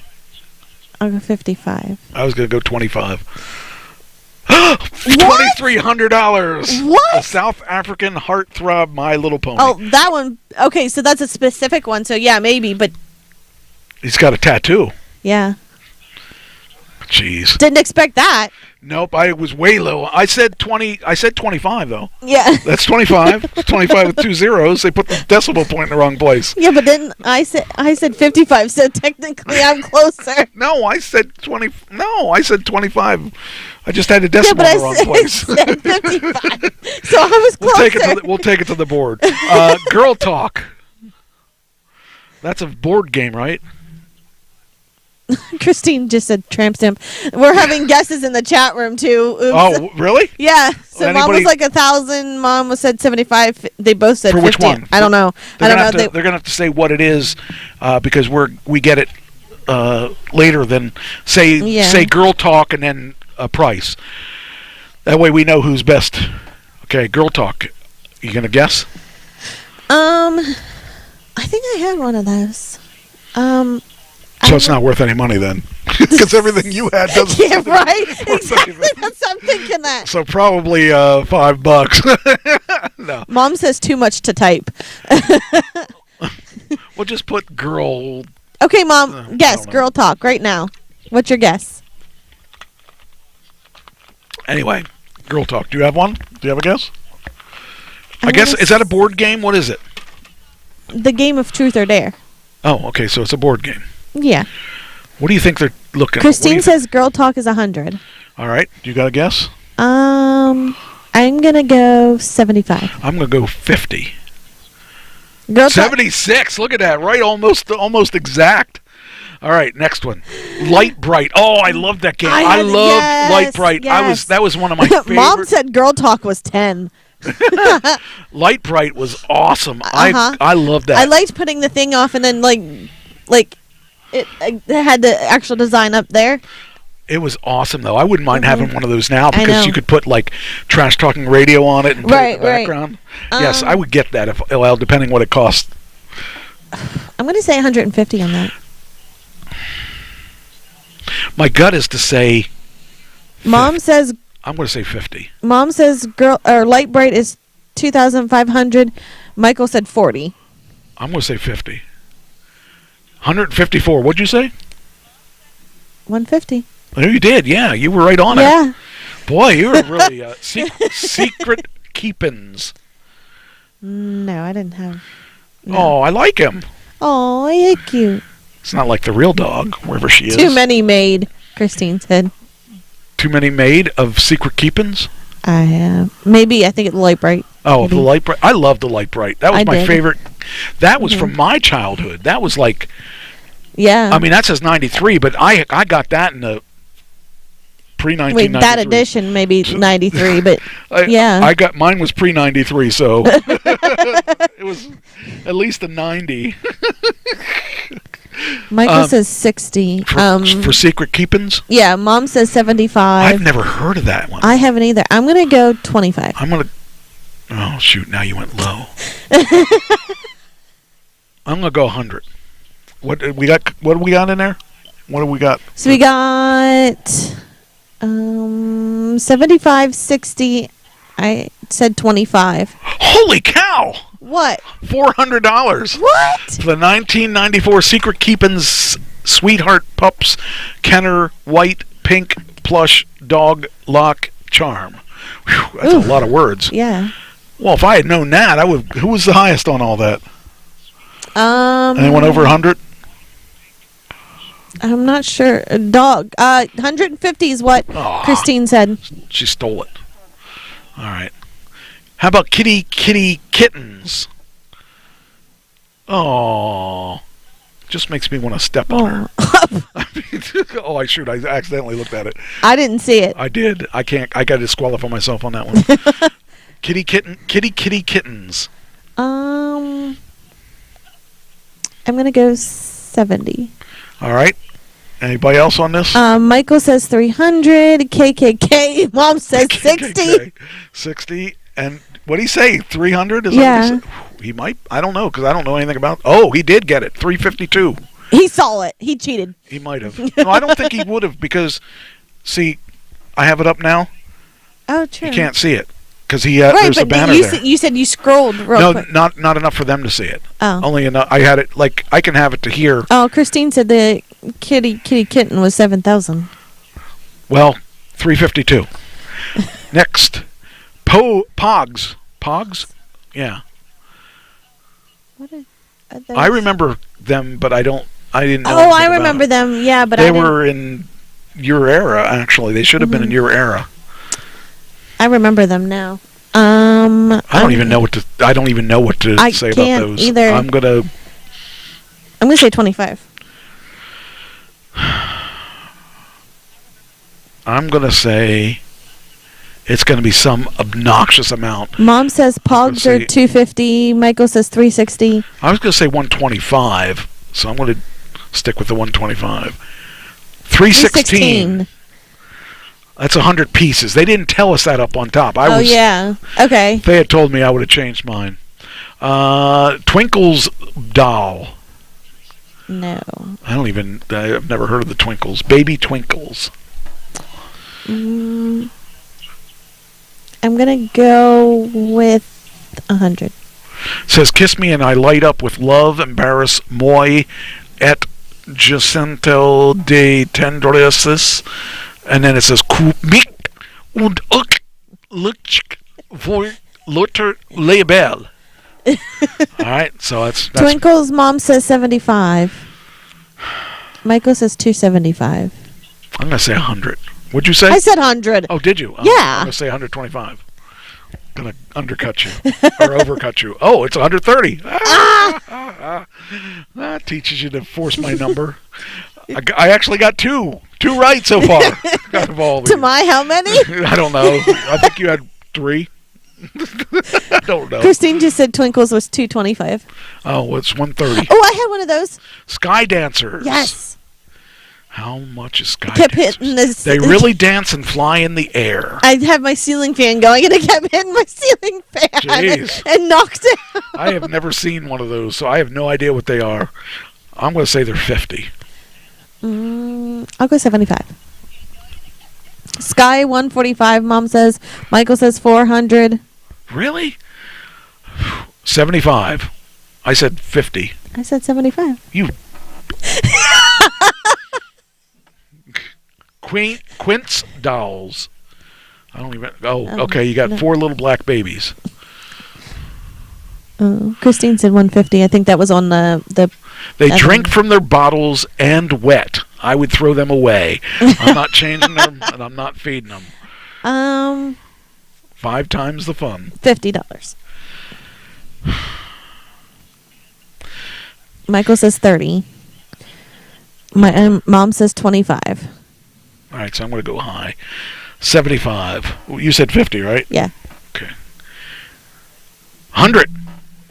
Yes. I got another one. I'm up to 3, I think. Holy cow. Beauty and the Beast VHS tape. Oh, that's... I had that one. VHS tape, though. Yeah, that's I have that over in that box over there. I have all these. I bought all these Disney tapes because they're supposedly worth a lot of money. So I don't have any idea what it's worth, but Mom says 80. I'm going to go high. You said 125? Yeah.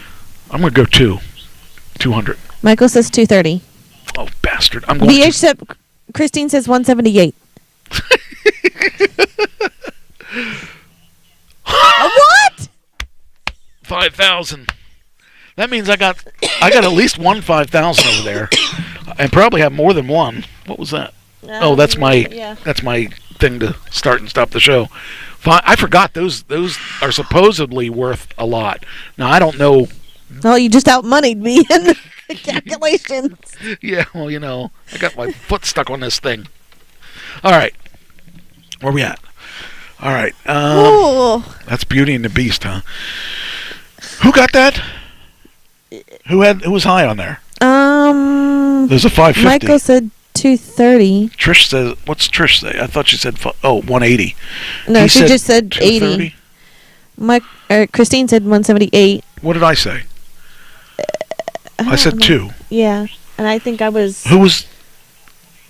Did I get that? I think you did. Really? I think so. Wow, I didn't expect that. Because I forget what I said. I forget what you said, too. Super Mario Brothers. Here we go. Okay, these are the boys' toys. Here's now your stuff. This is it. This is what I'm going to get money on. Super Mario. I owned a video store, so I probably have one of these over in the other room. I'm going to say 1,000. That's got to be one that's not opened, though. Yeah. I don't have any that aren't opened. Mom says 7,500. I don't want to go that high. Michael says 5,000. I'm going to go 500. I said 1,000. Here we go. 50. I think I won. Yeah. Teach you guys to get. Christine said Mario was going to be 4,589 and 34 cents. Well, you got it partially right. The 34 cents. $50. That's what it was when it was brand new. Here's these other ones we thought, they're going to be so high. They're going to be so high. I thought. It's in a case. Right. It's in a freaking plastic case. And now we just totally. Well, that really blew Pokemon Pokedex card trainer card.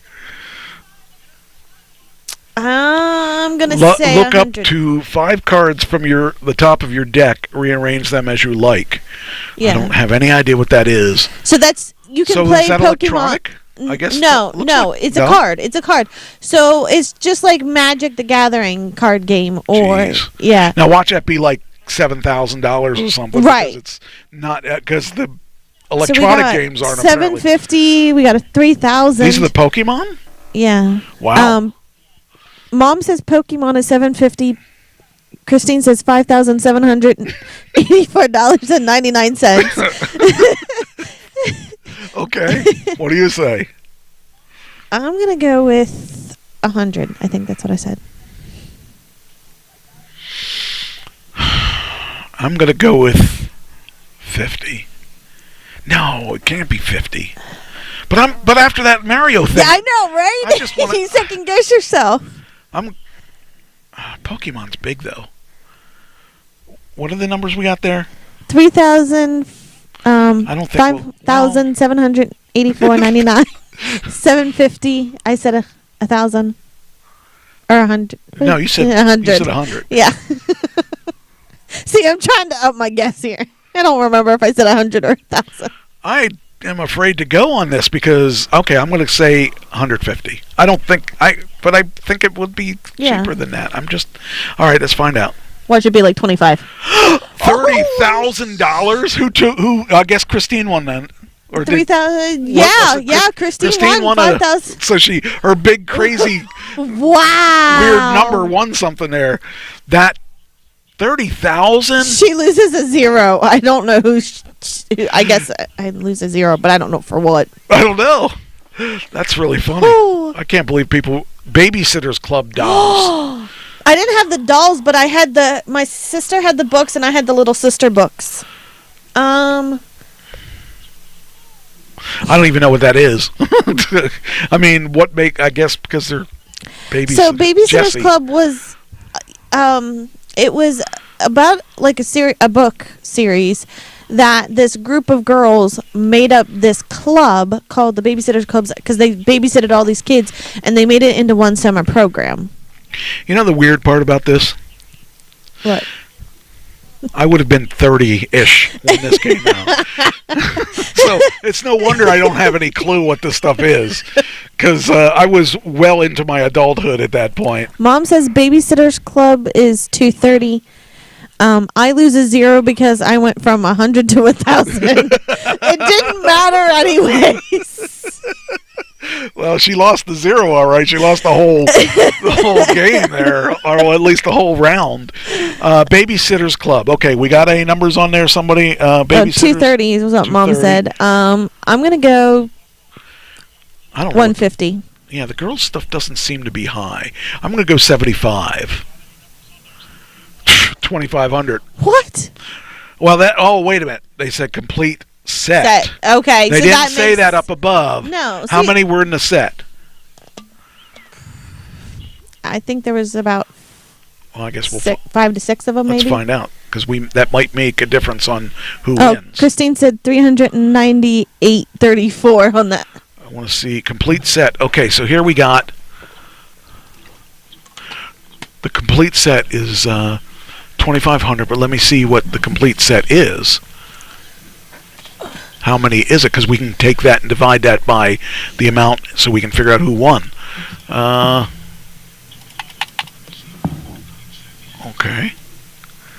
All right, let's do it this way. Somebody got to know what. Well, how many was in that picture? You can't really tell. Here's 4. There was more than 4. Here's 4. Here's 7.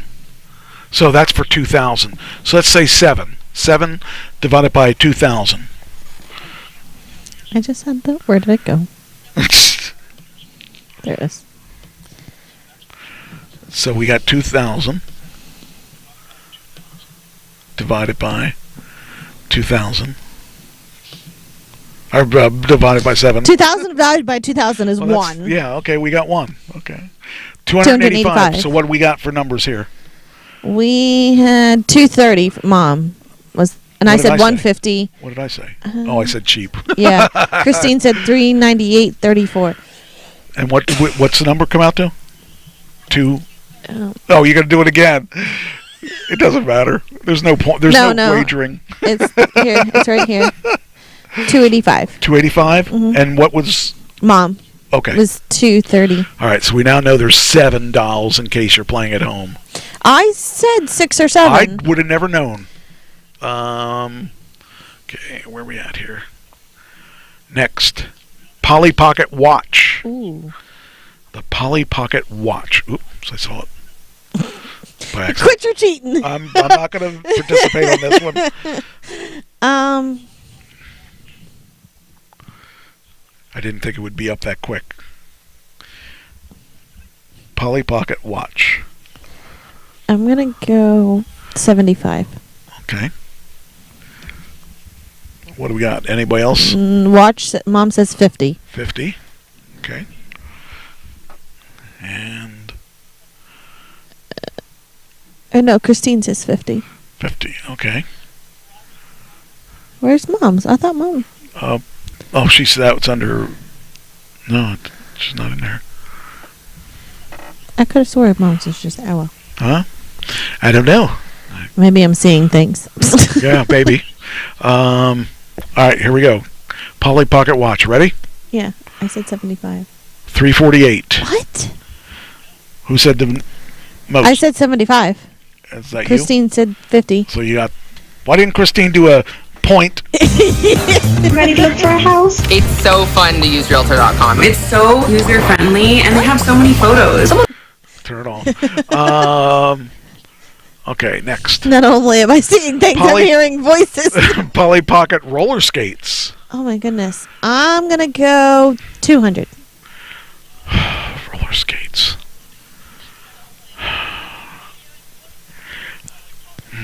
I'm going to go... Well, that's 350. I'm going to say 350. Okay. Anybody else? Not just yet. You got to give them time to type. I'll give them. Well, they'll have time to type because whatever, it'll come up. Roller skates. Christine says 347.74. But I said 350, so that's fine. Unless she gets it at 348. Watch it be 348. I'm gonna laugh. Ready? 256. Did anybody say? What did I say? I said 200. Oh, that would be you then. Okay, yeah. All right. Oh, that's it. Oh. That's the. So tally up your winnings. And What, I have like 5? I don't know. I had like 3, maybe 4.